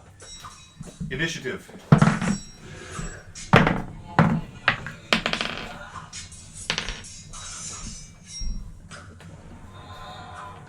Oh, 15. 18. yes. 15. 22. She says with happy. 14. 12. I have a plan. You got a 15 as well, is that right? I had 18. 18? Okay. Alright, Marthalio. Okay, so I'm gonna take myself and I'm gonna turn around and I'm gonna walk towards these guys. But not too close, just close enough that I can get them within a 20-foot radius. Okay. Now, what I'm gonna do is I'm gonna look at the celestial and kind of give it a smile, and then I'm gonna look over to the mouth, and I'm gonna put my hand down to the ground, and I'm gonna cast Consecrate, and try to consecrate the area. Okay. And it's an action. It doesn't take time. Right. It's a swift action, right? Yeah, one standard action. Oh, standard action. Yeah. Okay. Hold on. Let me pull this up for a second. Do you want me to? I have it right here. That's what I've got it up. Okay. You see Marthalio. And as I do that, I'm gonna kind of sing out to my deity. What happens to the figure of this? Hmm? What happens to the materialized form of the deity that got The celestial's right there. It's not my deity. anything though? Yeah, it's been attacking. All right. It's an angel. Marthalio, you place your hand to the ground, and as divine energy surges from your hand, you feel the roots of Dol Guldur fight back against you. You feel a resistance. You sing your song and you crowd, and as you sing, suddenly your voice sounds amplified in the room. You see bits of debris start to fall from the ceiling as the power of your voice elevates, and you feel whoosh, divine energy surges through you. It sinks into the stones of Dol Guldur. You see that the torches flicker. The mouth staggers back.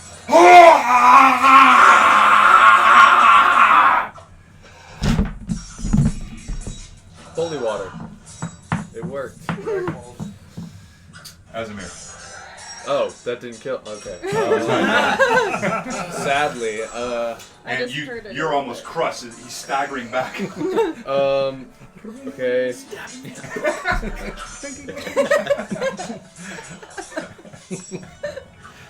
Okay, That's so why I'm here. am I It's just 'cause noticing it's that like my attacks aren't doing as much damage as they should, or is it? You feel like you're biting in pretty deep. Okay, well I'm gonna just do it anyways. I'm gonna do Weapon of the Chosen, which bypasses all damage reduction. Okay. So just in case. 31. It hits. No. On the second attack, that's the worst one. The one? Yes. Oh no. 20. Okay. Well, all right, your first strike bites as the mouse staggers back. Alright. I got it. Okay, 8 plus 15, 23. Your blade slams. You feel it bite through armor and into bone. As the creature staggers back, it cries out. And you hear, as the echo of Marathaliel's song fades, you hear a guttural and vile song emanate from the mouth. A discordant sound I shall not even try to emulate here. It is a stench to the ears as it comes out of the creature. Everyone roll d20, will save. Natural 20. Okay. Plus 3, 23. And I get a bonus plus 3 against fear if it has anything to do with that. Okay. So. Oh, not bad, not bad. I need 19, total score. 19. Okay. 15. Okay. 28. Okay. 19. 19. Okay. All of you feel something like rage, confusion starts to enter your mind. You're all able to push it away, but Halgrim, who has just recovered his senses, Halgrim, you feel the rage. You look around, you see your enemies before you, and you must attack them. Oh, that's fine. Great. Great. Bob is the worst of the enemies. Yeah. Rock, get him. Beware. All right, so Oh, is Rock seen as an enemy? Or is Rock is an enemy now. Yes. Oh, this is torture at its finest. Okay, Edlis. So the mouth is still there and appears to not be dead yet. Yeah, that's Alright, right. I'm gonna hit it again. 17. Oh, That's a hit. nice. Alright, and then second attack, no more vital strike. 16 plus. 16 plus. 13. 29. 29. Both hit. Okay. Huzzah. 7. 3. And both have an additional 12, so 24, 34. Okay. Boom! Boom! Two mighty blows from Edlis. The mouse staggers back. Ant, roll d20. Sorry. 4 is. Do I have to add? Yeah, I just need dex your to that? combat. You just give me your dex bonus. It's 4. 4. So 8 total. Yeah. So you quickly dance out of the way as it staggers back. It falls against the throne. As it does so, you see the mouth grabs a necklace. No, I jump on him. I jump on him. No, you gotta give us time to react. I jump on him. I call it. I jump on him. Azamir, you leap on him? I leap and I grab the freaking necklace. Okay, well, obviously he can do this quick, but you leap toward him. As you leap toward To him, grab, like, just hug him. Just Okay. like wherever he's going, I'm going too. you see Azamir. He I clutches, instinctively try to grab Azimir. grips around the hand, and you are clearly metagaming from time in the world wound, but that's okay, I get it. He clutches it. No, Suddenly you see he falls against the throne. The mouth has vanished. always do that. I hate motes them. of light. Bunch of pansies. You stare around in the silence. Is the hobgoblin of still the room. walking, or The Am hobgoblin. I still kicking my teammates' asses? Oh yeah. so much Is damage the spell done because Again, is in the spell his still brain. active? We're all, actually- we're all over here like, ow, ow. So this is all simultaneous action. So yes, you do get one attack on your teammates. What do you choose to do? Oil and I thought I fire, didn't have baby. any choice. What's that? oil and fire. I thought I had no choice. You don't. You Yeah. don't. So but You're a like, rumble you above you. have no choice but to attack, but you get to choose how you attack. So you would attack them in whatever the most destructive manner you could think of, because you are very angry at them. Oh, I know what that is. If he kills me. This isn't right. He's not even in the area. I'm still under his control. Well, this is all simultaneous action. So like you're doing your thing as he's pulling the So necklace. you as just released your fireball. You're like, It's within the same Sorry, 6 guys. He seconds. runs out the door. Gonna get him. Oh, my buddies. Yeah, it's within the same 6 seconds. Hey, Don't cut, worry, you'll he miss. cut off my it's leg, fine. so You'll miss. You'll miss. Yeah, that's right. Yeah, that was insane. It was also imaginary stuff. I thought I finished it by throwing his sword. Then he pulls out another sword. Yeah, he did have It was like Mary He had Poppins. two. He did have two. Okay, this is out of character. Okay. At the point that I got raged or whatever, I had a very clear plan in my head.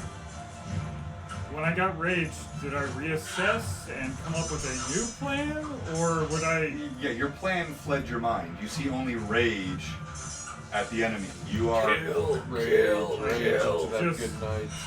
start swinging or start casting? you would. It's not like Berserk. It's Yeah, just you're not really berserk. mad. You see them as the enemy now. You clearly, very similar to what We happened did with this the, to with your the, father. You know, when you had the Actually, what I you did call do them, this. the brain devourers. Literally. In your mind, the enemy has switched. You see them as the enemy. You're clouded with confusion. Okay. And you see us gathered around your father, who has been stabbed somehow. I cast Deep Slumber. Okay. It's a great choice. Great Anything else would affect me. Yeah. No, I think that's a good, reasonable spell. That would be an effective way to attack. He's gonna chop us into bits while we're 10-foot sleeping. radius, and I target as many of the enemy, the dirty Nazis, And I'm as I immune to can. sleep. Well, you know, actually, so no, you know that wouldn't work because you can't get within 10 feet of them and No, cast it. it affects a 10 feet. Oh, okay. Oh, gotcha. Where he All right. directs it. So you put it right here. Where am I? Back there. Let's see. Can he even reach there? 5 You better hope 50 because the feet. fireball sure will. Yeah, plus 50 feet. Yeah, you're good. Okay, what's the DC? Crap, I forget the formula. I am so sorry. Shoot. Did you tell you on a spell? It's 10 plus your caster level plus your intelligence plus spell level or something like that. 10 plus spell level plus intelligence. Yeah, not caster. Okay. Level Fine. 3. Spell level 3. Is so there a D20 under the 26. table on your own side? The 26 I DC? don't Yep. see it. I don't know. He's definitely pretty far. This one's really high. but It okay. might be over. Neuromancer, Yes. 26 DC. Okay, everybody. Thank you. Azimir, Edelis, Marathaliel, and Nope. Brual. No. I'm immune. Oh, okay, to sleep. good. And Ant. All of you make a save. just wants- DC 26. Just wants to let us rest. Just backhanded. Oh, what kind of save? Will save? I fumbled again, So, so I'm gonna be really sleeping. I had to get hit points out of this sleep. what type of save? Yeah, Will. Okay. Oh, 15. Sorry. 13. Your sleep is so good, you get 10 hit points after you wake up. I get 6 plus whatever I just rolled. Nine. As the spell leaves your hands, suddenly your vision clears, and you see Edelis, Ant, Brual, Azimir all fall to the ground in slumber. The celestial creature looks around, it walks forward, it touches the ground where Marathaliel cast her spell of consecration. It stands, it bows deeply to you, and vanishes. And I just kind of say a silent thank you. See little motes of celestial light. Was that a result of the slumber or the deep sleep, or was that because I thought it helped serve for 24 hours or something like that? So you don't know. So it was like You something, you could don't- be a yeah. dispel, could be whatever. Something about everything that's happened here. Okay. It left. Okay. We're gonna die. There's a hobgoblin. What's it? No, just, you're what's No, it? the hobgoblin is now just statue again. Oh. Bob flies back over to your shoulder. Bob. Rock. Sorry, rock. I was like, what? I think we should set up camp and get some rest. You're agreed to his somnolence from half the party. Okay. Before I. Surely you jest, right? You just put them all to sleep, and now you're calling for rest. Oh yeah, yeah. No. Your father's I there. could- Yeah, too, your by the way. father's Can I- just laying can I in the middle of the release- floor. Can I release them from? No, Okay. no. Like when it's not like you're holding a string to them. You just put them under. All right. I'm gonna see if I'm able. I just want to like test to see if I'm able to. This is going to be painless. Physically move any of the statues around the room. It's gonna fall on you. All right, so They move. So vending machine. okay, so you see the hobgoblin has now reformed as a statue, is in front of the human paladin. You see a dwarven armored figure. You see the high elf glistening against torchlight on that side, and then you see on the opposite side what looks like an elven mage. You see this human sort of noble looking cavalier and the Urakai all on this edge. So where do you go and what do you do? I just go towards the nearest one, which is probably that guy, and just like test it, see if I'm able to like scooch him along the ground towards the center of the room. Okay. You grab him and remind me of your strength. Yeah, I knew what I was doing. He has to drive. 10.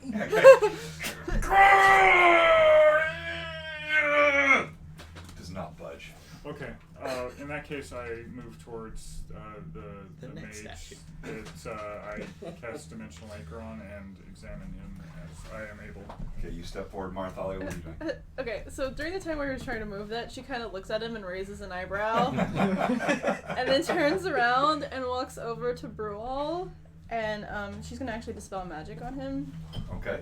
to try to wake him up. Okay, you utter a word of dispel magic, and Brual, suddenly you snap awake. You see Marthalia standing over you. Not again. And Well played, well played. I just reach down and help him up. All right, so Brual, you stand and you see Ant sleeping peacefully on the ground just a few feet from Azamir, who still looks badly wounded. His skin is blackened in places, and Edalus also lays on the ground. What do you think we should do? Leave them there. Well, I Wake have them at least an initial thought, and I'm gonna do a channel energy to try to heal my sleeping friends. 'Cause I Okay. have no more dispel magics. I have one. Okay. 5, 7, 8, 9, and that's a 12. So anybody who is injured. Everybody gets 12 hit points of healing. Woohoo. Thank you. My snoring, I my appreciate snoring is less asthmatic. it. I have to do it. The room is now It's quiet. not right without the It sound still effects. feels dark and stale, but the taint is diminished. You see Halgrim goes and he moves into the circle and leans over the unconscious wizard.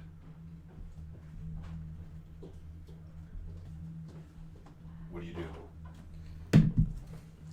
Do you think we should try to wake them any possible Yeah. way?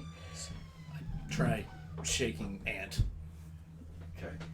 You when you grab him, you just feel how supple his cloak is. It just feels like velvet beneath your fingers, plush and smooth. It's distracting. You shake him. He just continues to snore. I'd rather not take rest in here. No, it's. But I don't know what else to do. Well, I wonder. let's see. Perhaps This maybe mage. yes. Let's look and see. Perhaps we can see what is going on with the wizard. I know. So we're I gonna- thought Hawker would be more interested. We're Yeah, gonna. He is. He's over Oh, there. he is? We're gonna turn toward the Yeah, center and see walk what's over All right. up. You see Halgrim as he leans over the figure, and you see there's a tear that drips from Halgrim's cheek. Halgrim, you see it comes unbidden. This is your father. All the memories that have come flooding back. You remember hours and hours and days spent in his company, training and care and arcane studies, and even the fun things that fathers and children do come flooding back into your mind. And yet, the man you see below you now doesn't look the same. His cheeks are sunken, his eyes hollowed sockets. You see darkness under them. His nose looks pale and almost skeletal. The skin clings like paper to his bones, and his breath is ragged and raspy. Is he still wounded? You don't see any bleeding, but you can still see there is a raw cut where the half-orc had sliced him, I glare at Azimir. who sleeps soundly. This is my father. I would introduce myself, but it seems he's a bit not with us yet. I poke him. Okay, you poke him. The cut is healed, right? From all It's the like mostly channels. healed. Okay, alright, yeah, it's not that bad. I do not It's poke just the a little cut. scratch. Oh, that's right. No, I forgot you actually had multiple channels. I was only I so did so three. yeah, he is actually completely healed. My Oh. bad. Yeah, he is completely No healed. stare down. All right. Well, there's still a tear in his cloak that looks quite nasty. I tentatively poke him, just trying to. You poke. He does not stir. Dad, wake up! I will start screaming as children do. Every freaking morning at 7 a.m. Okay, a little metagaming happening there. Clearly traumatized PC we have. Your words you register. He's not even like you're hearing the occasional, the half-orc raucous snoring, even and offering little hobbit snores. But your father just lays sunken in the ground with raspy breathing. Can I kind of inspect him and see if there's like something else that's preventing him from waking up, like something cast on him, or You step forward, and even as you look at him, you can see it's like life force has been drained from his body. You touch him, looking to inspect, and you see no mortal wounds on him, and yet you can feel as if his very spirit has been drained. There is a lessening in him you've not felt before. Can I try a lesser restoration on him? I have greater, but see if that helps at all. Okay.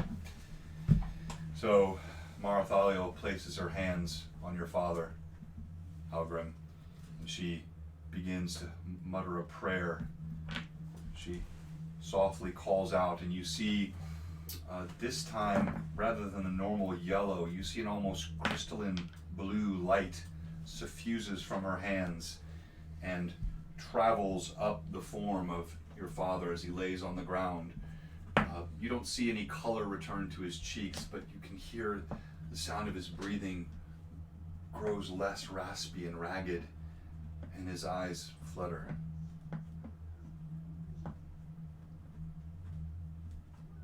Son. Take a pause there. Take a quick 5-minute break. We'll be resuming for the last run here of the session. Thank you for all those that have joined us. Good activity. Appreciate all of that. And if we could have a little Q&A time. You've been doing a great job, by the way, running the stream. I'd like to ask Edalus if he could. Yeah. Just chat with the handful of users we have here. I don't know if there's going to be a lot of action tonight, but it'd be good to have Okay. another voice. And if you need to use the restroom, you can. But I probably should. I got this stuff in here. I will pee in a bottle while we talk. That's what he No, does. no. Only for the right donation. I'm not I have a tankard I could offer. I'm but- cheap, but I'm not that cheap. Whew. I gotta get these joints moving. Ah, yes. Alright, I'm gonna sit in this chair because this means hello, J. Birchfield 3. Oh yes, I can't look at anything, pal. Monitor.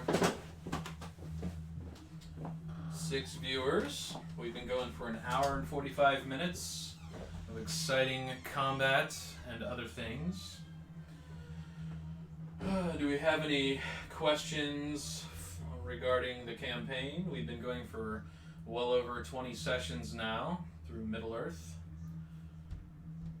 And the hero of the story, of course, has been the Hobbit, as with any story by Tolkien.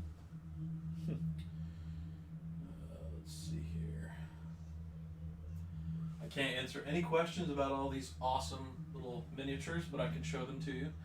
You will have to reference them by row and column, and then I'll pull them out and show them to you if you want to see one of them. Let's see here. Guess we can show them a little bit of the setup because it's pretty amazing. You can see actual torches, not fire, but like electronic torches. You can see. I guess you remove the mouth. You can see the poor party members who are sleeping. And then the gallery of frozen statues, Hallgrim, and his dad. So, good stuff. Pretty cool, pretty cool.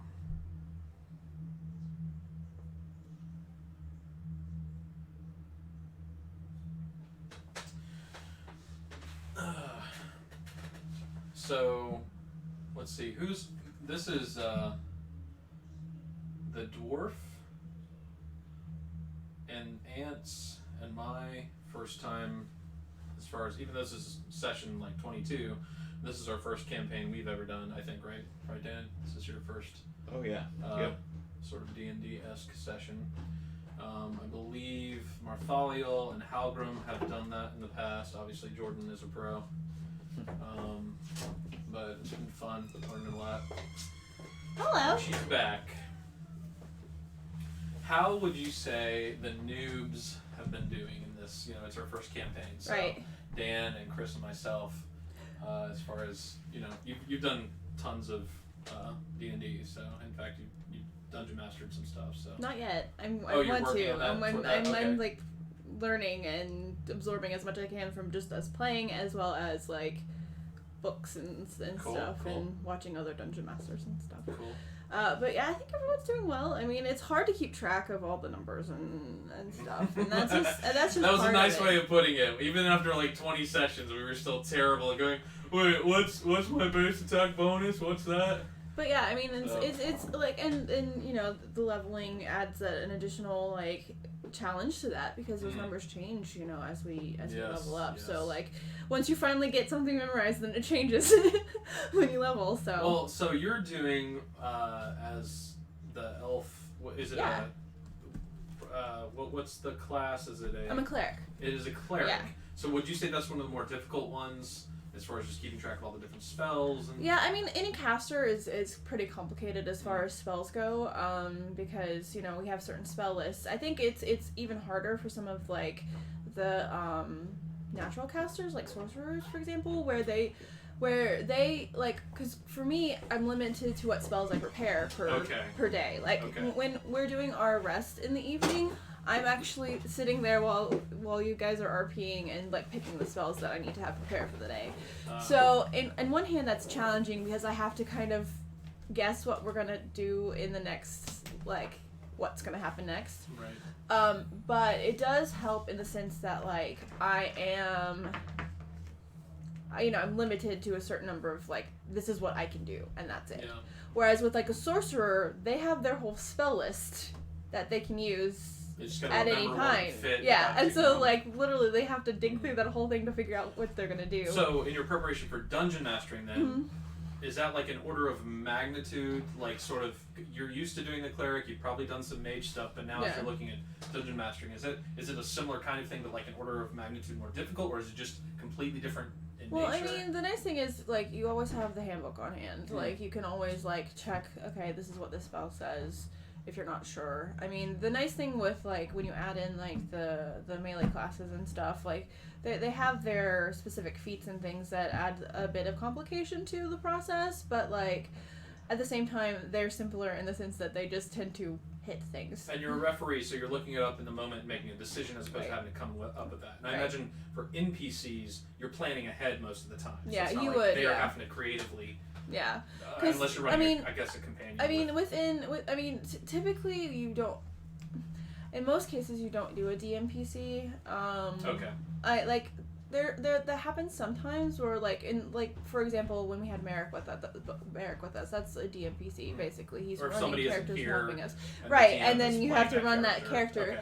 The challenge with that though, like with running an actual player character, is you have to be respectful of who that character is. You don't Right. want, when you're running their character, you don't want to, do anything that would be outside the bounds of what their character would And do. you're probably even more conservative than they would normally be, even Yeah. within that context. Well, yeah, because they have to deal with the you don't consequences have- of whatever. well, it and was you don't have their character sheet usually. Mm. You know generally by their level like what their base stats are, but like you don't know necessarily what they have feat wise or what their hit points are like. So you kind of have to be careful, especially without running the risk of getting them killed. So I felt like when last session when Azimir wasn't here and Azimir's kind of tromping around, Yeah. I was like, oh, so that's the DM metagaming, and he knows it's going to be safe because he wouldn't have Azimir plummet to his death, Yeah. probably. But that might not have been the case. No, I suppose. it just I think that, like particularly as we've played, Azimir has been fairly impatient. He wants to go and hit things. That's what he does. So. J. Birchfield 3, remind us of Edelus's background. So, Edalus was kind of with a group of rangers, sort of. His father fought in the Battle of the Rings, and you'd actually see him in the movies with Pippin, I think. Eorlis, even though I don't know if they did much. Maybe he had a line or two. He would have been On the like, walls, especially in the city with Not Helm's Deep. with Faramir and yes. because when all that goes down, So that's they're actually Boromir's brother, yeah. Faramir, right? Yeah. And he was okay. 'Cause And like when he was when you see- injured and put Mhm. on the pyre Yeah. and Yeah, like okay. because that would all connect to that point. So Yes. So Eorlis kind of defied his well, no, not Eorlis. It was someone else that was related. I think his uncle who defied his starts with a post, or he left his post in order to save Faramir. Belagond. Belgond or something Yeah. like that. Yeah. And so anyway, so he was raised by fighters and was kind of training to be a ranger, but he was Baragond. not able to. Baragond. Baragond. Yes, was his Baragond. name. Thank you. That's okay. And yet he was very bitter against King Elisar, against Aragorn, because of how he felt like Baragond ended up being treated, even though he actually saved the prince. Instead, he was banished from Minas Tirith because there was a legal matter that had to be decided, because he did in fact leave his post. And unfortunately, Edalus had character issues where he would. He just had this really just overwhelming sense of injustice that just distracted him from everything else, and it colored how he viewed what's right and wrong, and he felt like this is the way things should be. And then when he was denied a position with the Rangers, when he was denied even a position with the White Guard, he went off and just kind of said, then forget it, and he left, and he ended up getting dragged into sort of this underground that was ostensibly a resistance movement against Elisar, but then it turned out to have a much darker purpose. And then when he was basically in an initiation situation where he was faced with an obviously evil act, instead of evil acts, he left and fled, which of course that's not something you do and typically get away with it. So he was fleeing, as we go into our story, from that background, and so he struggles with this idea of justice. He struggles with, you know, what is, you know, right and wrong, as opposed to just what, you know, retribution, nothing but retribution. And of course, based on his past behavior and activity, he's also very guilty. He's dealing with that, and he kind of has this sort of sense of meaninglessness that he struggled with, and so he's kind of reckless. He's not trying to kill himself, but he's just kind of reckless. So there's a number of factors there that are playing into that. So that is kind of Edelus's background. So Dan and Chris, your first campaign, anything that, as you've been going through it, that was kind of just like you expected it would be and kind of cool, or just maybe some surprises along the way, just under the idea of D&D and RPGs like this? What you got, Chris? I haven't been looking at anything. Not really. I don't know. I don't think you're svelte question. enough to do what I just did there. Oh, well, we'll see. Minor camera bumpage, not bad at all. So last question we had that we were just kind of sort of asking in here was for Dan and Chris, as this being their first campaign, any things that were surprises about D&D Pathfinder that they weren't expecting, or anything that basically was just like they expected? Oh, good. And what was the answer? I was just thinking about it. I don't know. I mean, I guess preconceived notions of it always being, you know, demons and dragons and hell and all that kind of stuff, you know. Really? And, Okay, and not, you know, never realizing that it could take place in different areas. It kind of opened me up to the fact that, you know, there's all sorts of stories out there that Sure. it's the game is used to tell, basically. Yeah, that's great. No, I like that. And I've talked about this a little bit. You know, there are even different genres of role play. I played a lot of that stuff in high school. In the Escapist Society, we had, you know, James Bond style sort of spy worlds. We had a lot of space-based things, Star Wars, Star Trek type of role playing. That's a fun thing. But my favorite beyond this was the idea of apocalyptic, you know, world stuff. So post-nuclear Fallout style. That I thought was super fun and like a Mad Max almost kind of Yeah, world. that's my favorite setting. Yeah, like other than this, that would be the only kind of role-playing game I'd really like to play. But That and like far distant future, like Warhammer 40,000, for instance. That's actually my favorite setting. But yeah, I don't know well- much about that, but that's well, it's set in the year 40,000. yeah. And still, I know not much about that. That's kind of the point. Like Yeah. the old well, who was it? Asimov who said that, or Sagan maybe? I think it might have been Carl Sagan. But any sufficiently advanced That's Asimov, yeah. It was Asimov, yeah. technology appears like magic. Like magic, yeah. Yeah, exactly. Elon Musk has kind of quoted that quite a bit in his whole "we're living in a simulation" theory. Well, the premise of the Warhammer 40,000 universe, and let me know if I'm getting too far off topic. No, we're good. But yeah, it's in the 41st millennia.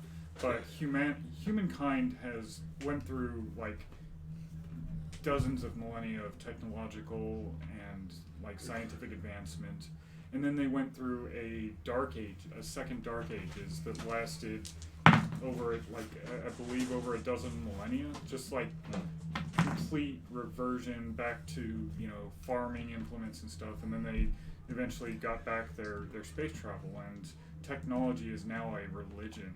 Like they don't understand any of it, but they've discovered these massive worlds that manufacture unbelievably, you know, apparently magical weaponry, ships, and whatnot.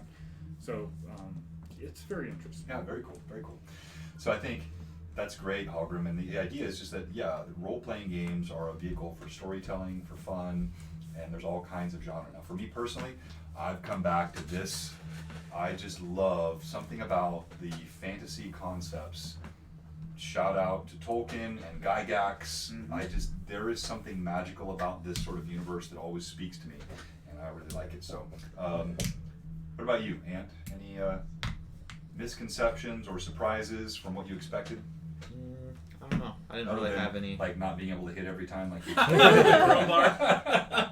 No, I expected that. It didn't make it any less annoying. Okay. All right. So we'll resume the action. You are in the chamber of the mouth, and you have 3 of your party sleeping. How long are we asleep for? How long does the Indefinitely. spell last? For the rest of your That's a good life. question. Call me Rip Van Winkle. Well, Just, I mean, I know. be Eventually thankful. you'll figure it out. Yeah, it's fine. Be thankful that I decided against using Cloud Kill. he was saving it for if this Oh, one didn't work. That was my initial thought, but decided that it might potentially affect myself since it was, we're in Enclosed space. Yeah. Casting time 1 round. Duration 1 minute. So 10 minutes. That could have gone much differently if Halgrim was not the only one. Yes. Yeah. You all, Fail to save. it was called the OC. That was the Song of Chaos that the mouth had, and it was his saved and reserved. It should have caught more of you. You all rolled quite well. Yeah, I rolled. Only Halgrim failed to save. I have +7 will save. So I had +5, so. Yeah. But so it did not work out as badly as it might have. So interesting. I feel like there's been a lot of moments like that in There- our there campaign are, that but would it's fun. frustrate a DM a little bit, or not. Or... No, because like the DM's not trying to kill you guys. Right? Oh, come on! I know. Yeah. I knew It's enough to know that. it's Oh, not- did I mention the giant black dragon that just came out? It's not players versus the DM. No, yeah, That's not- no, Well, like it's That's not what D&D supposed to is. be, no, but I think It would we ruined your cool idea. I'm It'd trying be to a think, really like, short story. frustrated. Yeah. Because you I can don't throw a think- Tarask out and game over. Yeah, man. right. Yeah, I could kill you. No, I don't think anything has frustrated me. I think the thing I that brought you into challenged this me, world. the thing that challenged me the most in this whole campaign, can anyone guess what it is? I've actually kind of referenced it once or twice. Knowing our roles.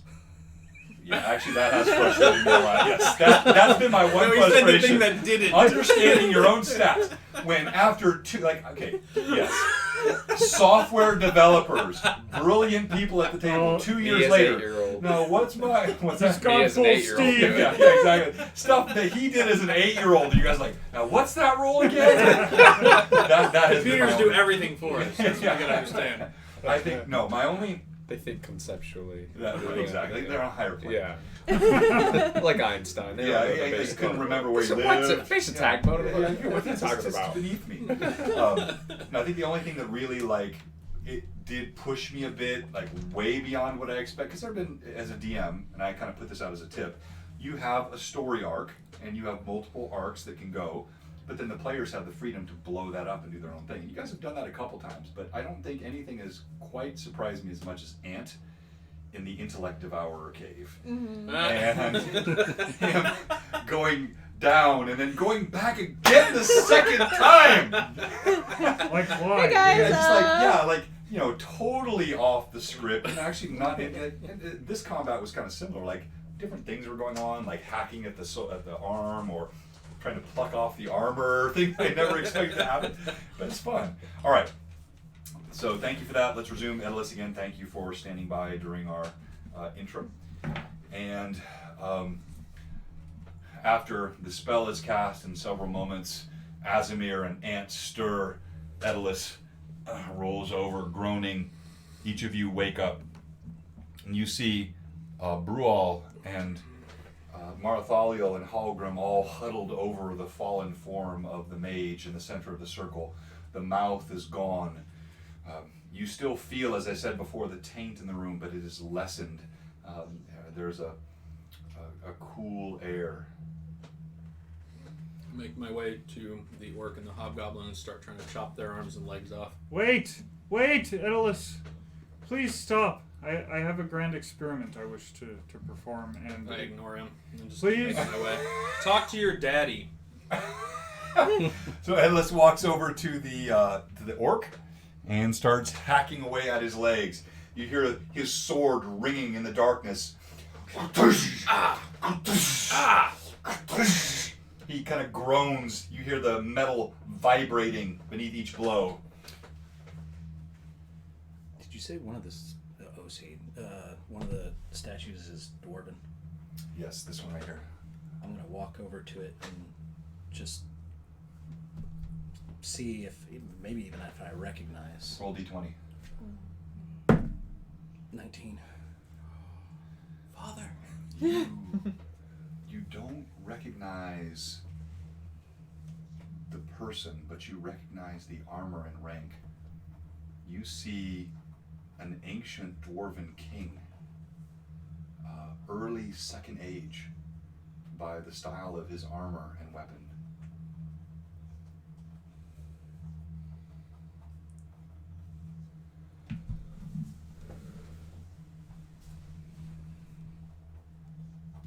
I kneel. Oh, I'm awake now. Yeah, you're awake. Okay. You turn, you see, as I said, now Marathaliel and Hallgrim bending over the fallen wizard.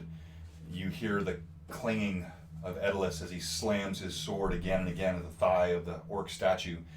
And you see Brual kneeling before the dwarven statue. What are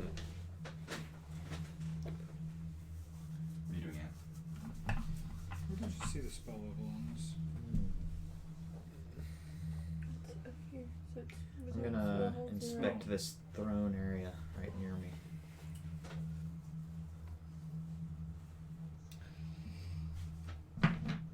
It's a good idea. If you had asked me, I was going to do that. As you inspect it, you see that it is worn smooth. It's been sat in for centuries. Symbols and arcane letters up the sides of the throne. You don't see anything unusual except from the corner of your eye.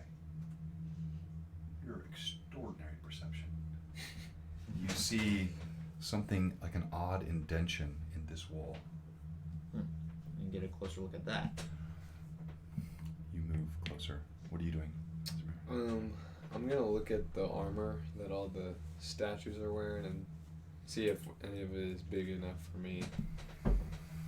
Preferably not the holy warriors that they're kneeling in front of, like over on that wall. Alright, you move The orc. across. Yeah, no armor on this guy. Way too small for you. Yeah, you do see, as you get close to Edalus, he's hammering at a leg that has a nice piece of armor on the leg that's already been halfway cut through, and it's wearing a suit of what looks like a scale mail with studs on it. Would I know how that compares to chain?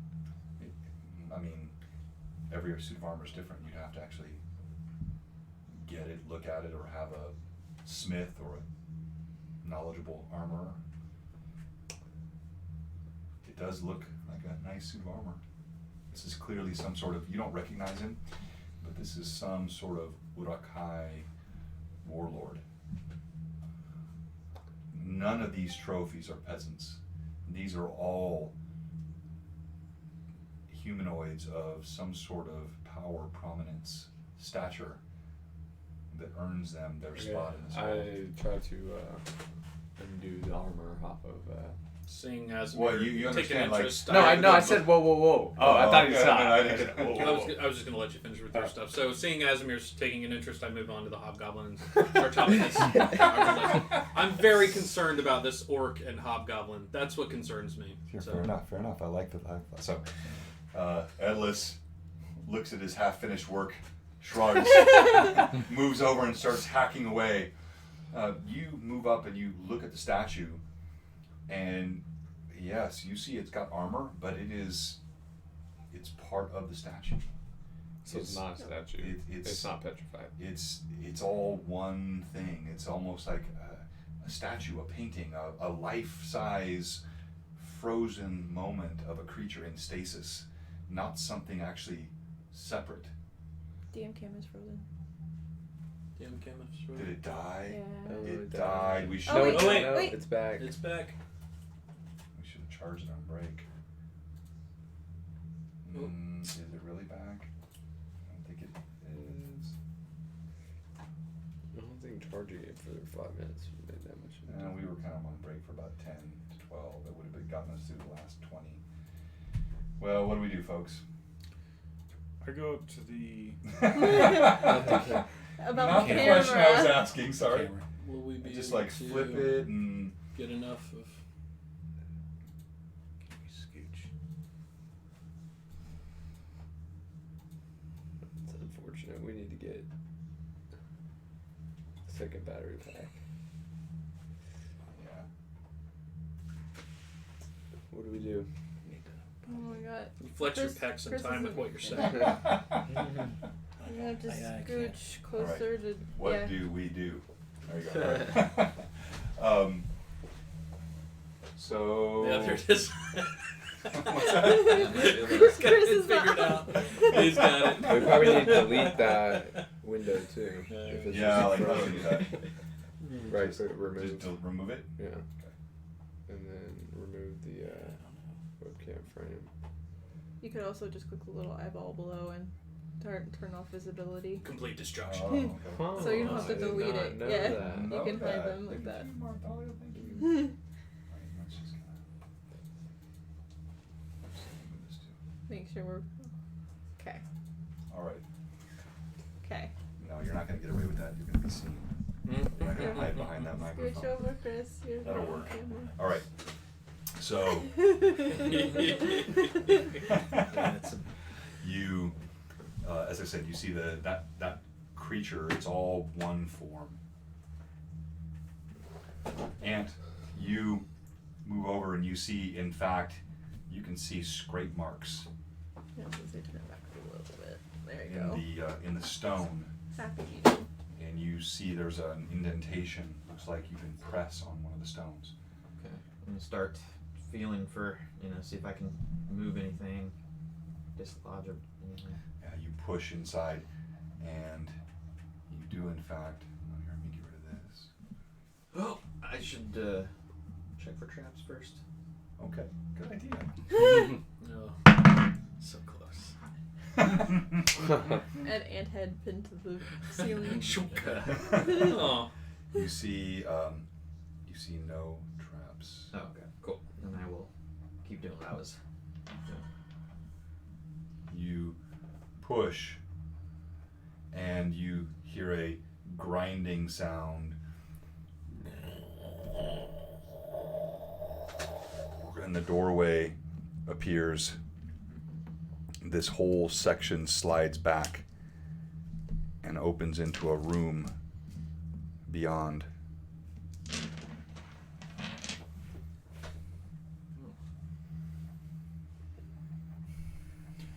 I go up to the nearest unmarred statue. Be here or here. Okay. The major, the other. What do they look like? He's like an old or elf Okay. in gleaming armor, and what looks like some sort of maybe a sylvan elf mage. Okay. I go to the nearest elf along the wall. Which one? Pick one. There, you're closer to that one. Okay, let's go to that one. Okay. I get in front of it and I look into its eyes, pause for a moment, and then I use sending and I say, "Are you there? What is your status?" Bleep bloop. You are. What is your do you want to fix the webcam frame? It's like off a My bit, bad. Sorry. and then The, move the it. And, frame yeah, around the. yeah, the frame around. Yeah, no, I the got actual. what you're saying, but I'm trying to slip it too.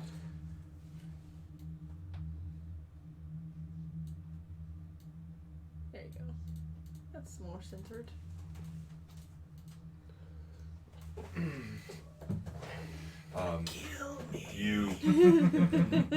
You send.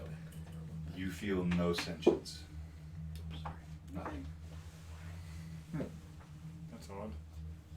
Okay. Well, I still have one further experiment to try, but I need to rest first. I would actually like to look at the Noldor elf Okay, and you see if they look familiar. Oops. I walk look towards familiar to the me. ants. roll. Okay, roll d20. 14. What are your history and or racial knowledge? Knowledge is history. I have a +7. I don't know what racial would be. Yeah, so we'll just go with that. So you two things at once. One, you recognize this as Celebror. And Celebror, you see he's standing and his armor looks different than the other statues. It's distinct, it gleams, it's not part of his form.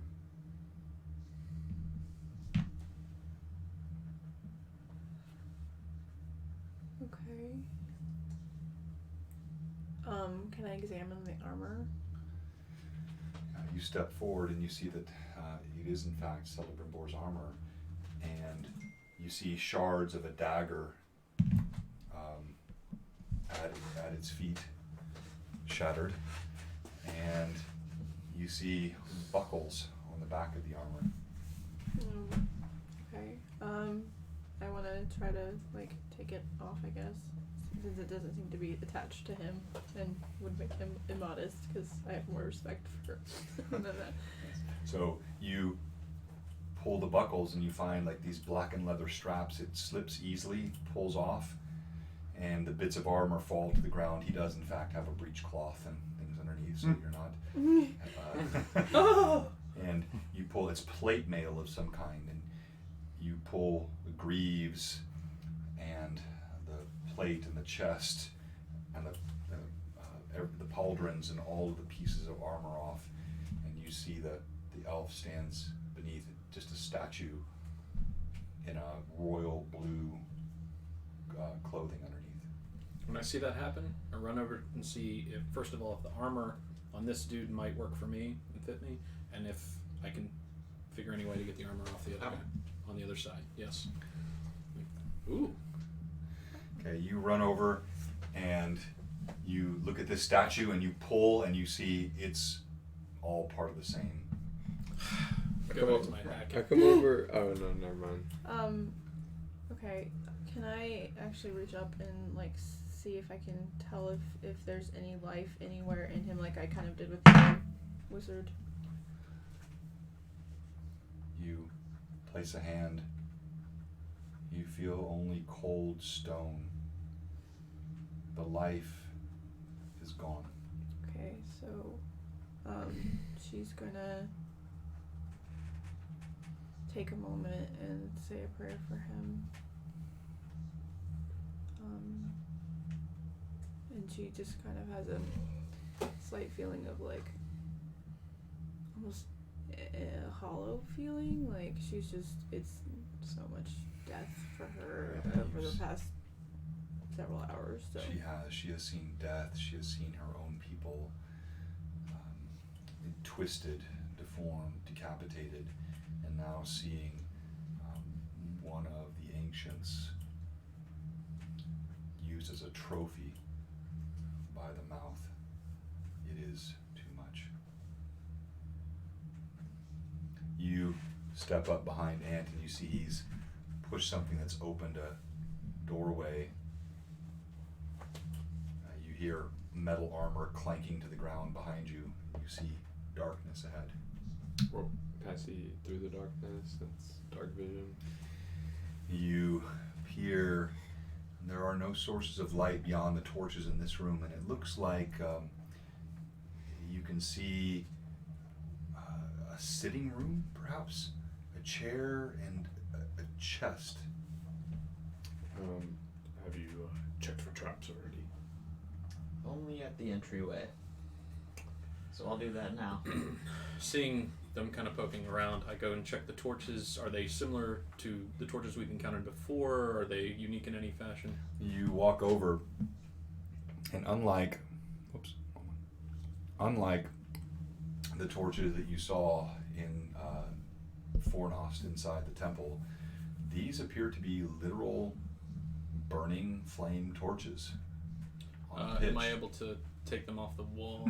Yep, you pull off the sconce. I take one and bring it over here and just kind of hold it out to Azimir in case he wants to use it to look in. Here, this might help you see better. He hands you a torch. It's called fire. I gotta take another one and follow. If he accepts it. Yeah, I take it and I begin walking in, and then I tell Ant to show it to the ground to see if he can see any traps, because since he's a better trap finder than me. Oh, I can already see fine. Oh. All right, Ant. You see no traps, but clearly this was a room oft used. There's no dust on the floor, and the stones are worn. Looks good, guys. I start walking. I follow him. I head toward the chest right away. Okay. I stay just I within immediately the run doorway. around the whole area looking for anything that seems possibly valuable. That's the only thing on my mind right now. I wait right here and just kind of keep an eye. Okay. Can I examine the armor? Yeah, so you look closer at it, and you see it's clearly plate mail. Celebrimbor was of decent size, mail. This armor looks like it could fit perhaps Halgrim or Edalus. It is a full suit of plate. It's finely wrought.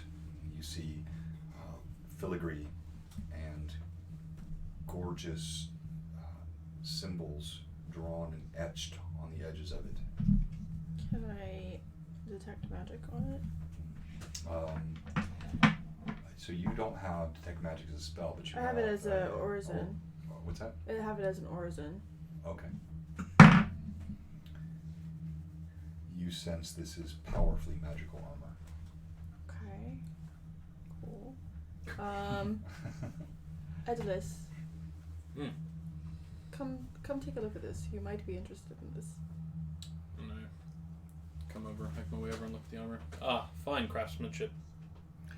Yeah, as you look at it, actually, it catches your eye. You've never seen anything like this. This is so finely wrought.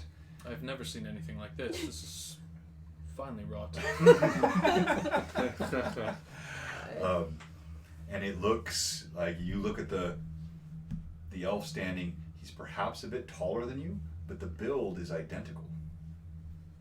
I thought perhaps you might like to have And this. see, did I hear that this appeared to be able to fit Halgrim as well? Yes. He can't wear plate. No, I told her. I think not something you saw, but you're not altogether dissimilar in size. Fine. I won't treat it like an insult, even though I know that it is.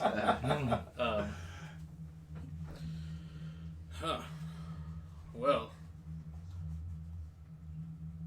I'm not sure if I trust a place like this to shod my feet. What do you shod yourself with armor?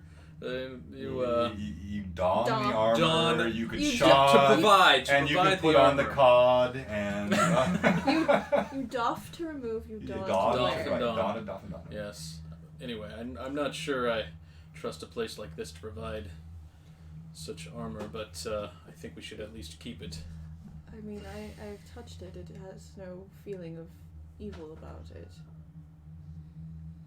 Well, I've grown quite accustomed to my current armor. And I've only soiled it once or twice. I start taking this armor, but I certainly believe we should keep this with us. So All right, as you pull the pieces up, you feel you're surprised. They're so light.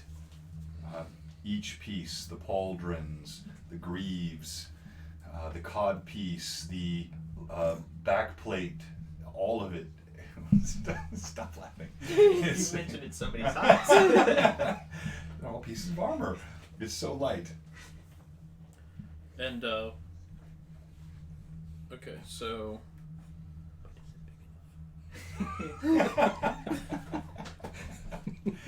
Is it grand enough? I'm gonna keep it in my bag. All right. So you place all the pieces of this armor in your sack. They do consume a large, volume, but they don't feel they weigh much. All right. As you run around the room, you notice that there's a passageway at the back of the room that tilts upward, and you see nothing else of value except this chest. It has a massive iron lock on it. Okay. I just don't say anything and I run out of the room and I go toward every one of these statues trying to see if there's anything I can take off of it. Ant sprints in the room. You watch him run around frantically, slap the lock on the chest, and then sprint out of the room, and he starts molesting all of these statues. He leaps upon them, pulling. You see him You coming didn't back try in the to room. unlock the statue? The Just chest. seeing the No, lock but was the enough. chest. Just seeing the lock on it was enough for me to forget about it. He starts leaping on the statues and pulling. I try to break the lock. Okay, with your blade. Yes. All right, roll d20. I put the torch back and I go hacking the hobgoblin's arms and legs back off. Brule, would you mind helping me with a small... You want to share your roll with us? Wait, can y'all guess what I rolled? Please tell me it wasn't a 1. It was a 2. A 2. Okay, all right. You don't hit This yourself. cannot be cut right. No, so you slam, okay, come on, you're a warrior. You hit the lock. Boom! Your blade bounces off. It's a thick iron lock. If only there was... Marthalia, you see Ant crawling up the back of this sylvan elf over here. He's prying at the nose and the eyes and different pieces of it. Brual, you're still kneeling in front of this dwarf. Are you going to do anything else, or? I stand up. I'm gonna go see. I hear, the clang of the sword, and I want to see what's going on in that room. Okay. Can I try again? You can. Brual moves in the room. Oh, great. Metal dice to the phone. Correct? 14. No? Nice. 14. Okay. Slam! Your sword hits it, bounces off again. This is a strong, well-forged lock. I feel like I'm playing a text adventure. Use sword Hey, on. Yeah. This is a well-forged lock. So great. I love it. I love that we're totally ignoring your dad, by the way. I know. I've been waiting for him to say something. It's amazing. This party's amazing. I have no words. I searched for a key in the room. Okay, all right, you start looking around. All right, Brual, you step in. You hear the orc mutter under his breath, and he starts rifling through the chair and looking in the corners of the room. I just kind of chuckle. I look around the room to see if there's anything of note. You are unable to pull anything off the first statue. You scrabble over, Yeah. leap up on the second statue. I got you. What you Sorry. doing? My bad. It's all right. And start pulling, yanking on the arm, pulling on the side, the cloak. You start climbing up the back, pulling on the helmet. Marthalia is starting to wonder if she's traveling with a bunch of idiots. She's just now starting to wonder. Well, in this moment, it's very clear that maybe, since Holgrim isn't doing anything about his dad, she's gonna walk back around and just see if he's okay. If he need, she's gonna try to help him up. Oh, I hear the sounds coming from the adjacent room and deduce that they've stumbled upon some treasure that they are trying to get into clumsily, and figure that they will all come back this way eventually. I am trying to reach Edalus, Azamir, and I just blanked on his name. Brual. Brule, yes. As they are the bulkiest people who are able to actually lift things. But until they come back out, I'm going to go back to my father and start rifling through his pockets, possibly for how to wake instructions. He's awake. He Yes. opened his eyes. And I'm over here hacking on the hobgoblin again, by the way. How is my progress on that? Like, I your missed progress is complete through one leg. Okay. He turns and I collapses. thought he was still asleep. His body shatters on the His ground. eyes open. He already opened his eyes and said, "Son," and he I'm- walked away that's from him. right, yes. And he just laid on the ground, sort of groaning and. Son, This is what happens when I have plans. He raised one bony finger. Son. And then I walk away. Okay. You walk past him. I don't go to the believe this room. is my dad. This won't happen to me And again. he tries to talk to a statue. This is True, true. true. This is pure hologram. You see, I was gonna say his dad's probably used to it. That's We're my not son. surprised. They're both used to rejection. So you see Marthaliel is, she's whispering, softly and comforting to your father. Stand up. Not that way. I'm That's clearing. why I'm ignoring it. All right, Brew, what are you doing? we just got a sub. Hey, let's go! Stump the Druid. Subscribe to Tier 1. Big Thank shout you. out to Stump the Druid. Thank you. Look, our stream is sucking a bit right now. Our main cam died. We'll get that fixed next time. We appreciate that. Keep following. This is a great stream, and we like having our followers. Thank you so much. Okay, so, Brua, what are you doing? You see the room. You see Azimir is kind of rustling around. You see a chest with a giant iron lock on it.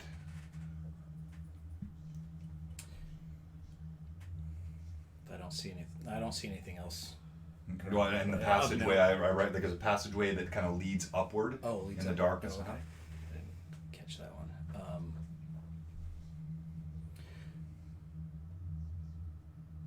I come back into the main room. I suggest we try to find a way out. This mage may need more help than we can give. I go back to finishing off the orc. Just being thorough. Finish it off. Edlis walks over and begins hacking away at the orc statue, which was already, the leg was pretty much halfway cut through. So your hands are feeling numb. Your I think it's blade, affecting my judgment. your blade looks a bit dulled. In fact, as you slam the last time through, you see a chip fly off of your blade. You have lost your masterwork status. It still has the magical imbuement of +1, but you lose the masterwork +1. Oh. You have hammered the blade into stone enough times now, but the orc statue falls to your satisfaction. Of course, it was already missing an arm, and now the leg falls and it clatters to the ground. You step back and Would it also Dust. would it also potentially lose its magic status because it No. this long? Okay. Nope. Just the Still +1 magic. damage. Okay. yeah, you still have the magic. It's just that it's no longer Yes, Master losing a Work. permanent +1 to damage and attack. It's rolls worth was it. worth chopping down a statue. Well, no. If this it's good statue role comes play. to life- It's role. I If like these it. statues Yes. come to life, you will thank me. Yeah, no metagaming here. We're role playing. He's already brother. seen these things come to life once. All right. So yeah, I'm gonna see if I can help the wizard to his feet. You stand him to his feet. His eyes widen. Lady Elf. He bows his head.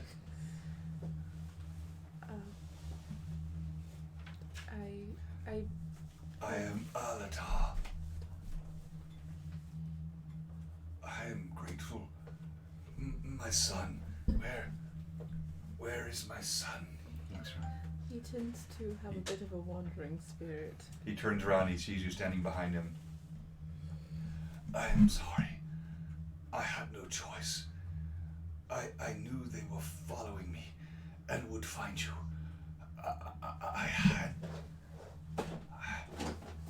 I grow weary. We must leave this place. I think that is advisable, and I agree. I'm not leaving this place until I figure something out. Okay. perhaps I'll just sit a while. He slumps back to the ground and puts his head down. Okay. I go and get a torch and start exploring this area. I call out. I say, Mage, Me? do you know how to unlock a chest? Yes, I do. And I will open it for you if you do something for me. What? Just agree and we'll get back to that later. Good negotiating. I just need you to move a few things around. Can I open the chest? Yes. Okay. I overhear that and I sprint. Ant leaps from the head of this statue where he was pulling on the hair and sprints back toward the room. You hear the pitter-patter of his feet as he rushes forward, even as Algrib steps in. You see the half-orc standing in front of the chest. And for the sake of time, I'll just be quick about this, but if you have a chest, why not use it? I remember in the old days we'd use a D6. Those were the old days. So while I'm doing this, we do have a question. If you're following this stream right now, if you're watching us and you haven't subscribed or actually joined and followed the channel, we have one question. What are you doing? All right. So you see the chest there, and as you sprint in, you see Hallgrim is standing in front of it, and he's talking with the orc. They clearly have designs on this chest. I'm just gonna stand right beside the chest and just wait and stare at the chest. You see the halfling stands next to the chest and just intently stares at it. And I stand a little bit behind Azimir because I've heard of chests that appear to be chests but are actually monsters in disguise. And then I cast Knock. Whoa! I thought I was moving the stuff first. No. Oh, no, okay. Well, I sprint to the chest. You're standing right there. You're already there, but Ant is closer and quite intense. What? No, I was gonna stand right there. And I have a torch, and I'm in the room looking around. If there's a monster, I want to be nearby. So I look at Ant and I say I could Oh easily my- remove it. All right, so you First come, first serve. it's gonna be Let like the a Wookiee biscuit or win. something, like an old hardtack biscuit. All right, so as you begin to speak the words of the spell, again, you see the hobbit staring intently at the chest. You see the half-orc sidles closer to it and stands over it, glaring at the hobbit. You speak the words. The lock falls. I open it. I begin. Dive in as soon as he opens it. Your hands grab it. You lift the lid, and you see the hobbit leap into the chest. We will stop there for tonight. Did he leap into a gaping maw? Did he grab the armor of the ages, which makes him invulnerable? What happened to the halfling as the half-orc holds the lid and watches? I'll tell you Ryan? how you can find out if you follow the stream and turn on post notifications. Follow the stream, turn on post notifications, and one more time, if you haven't followed Blue Box, what are you doing? Have a great time. Thanks, everybody. Totally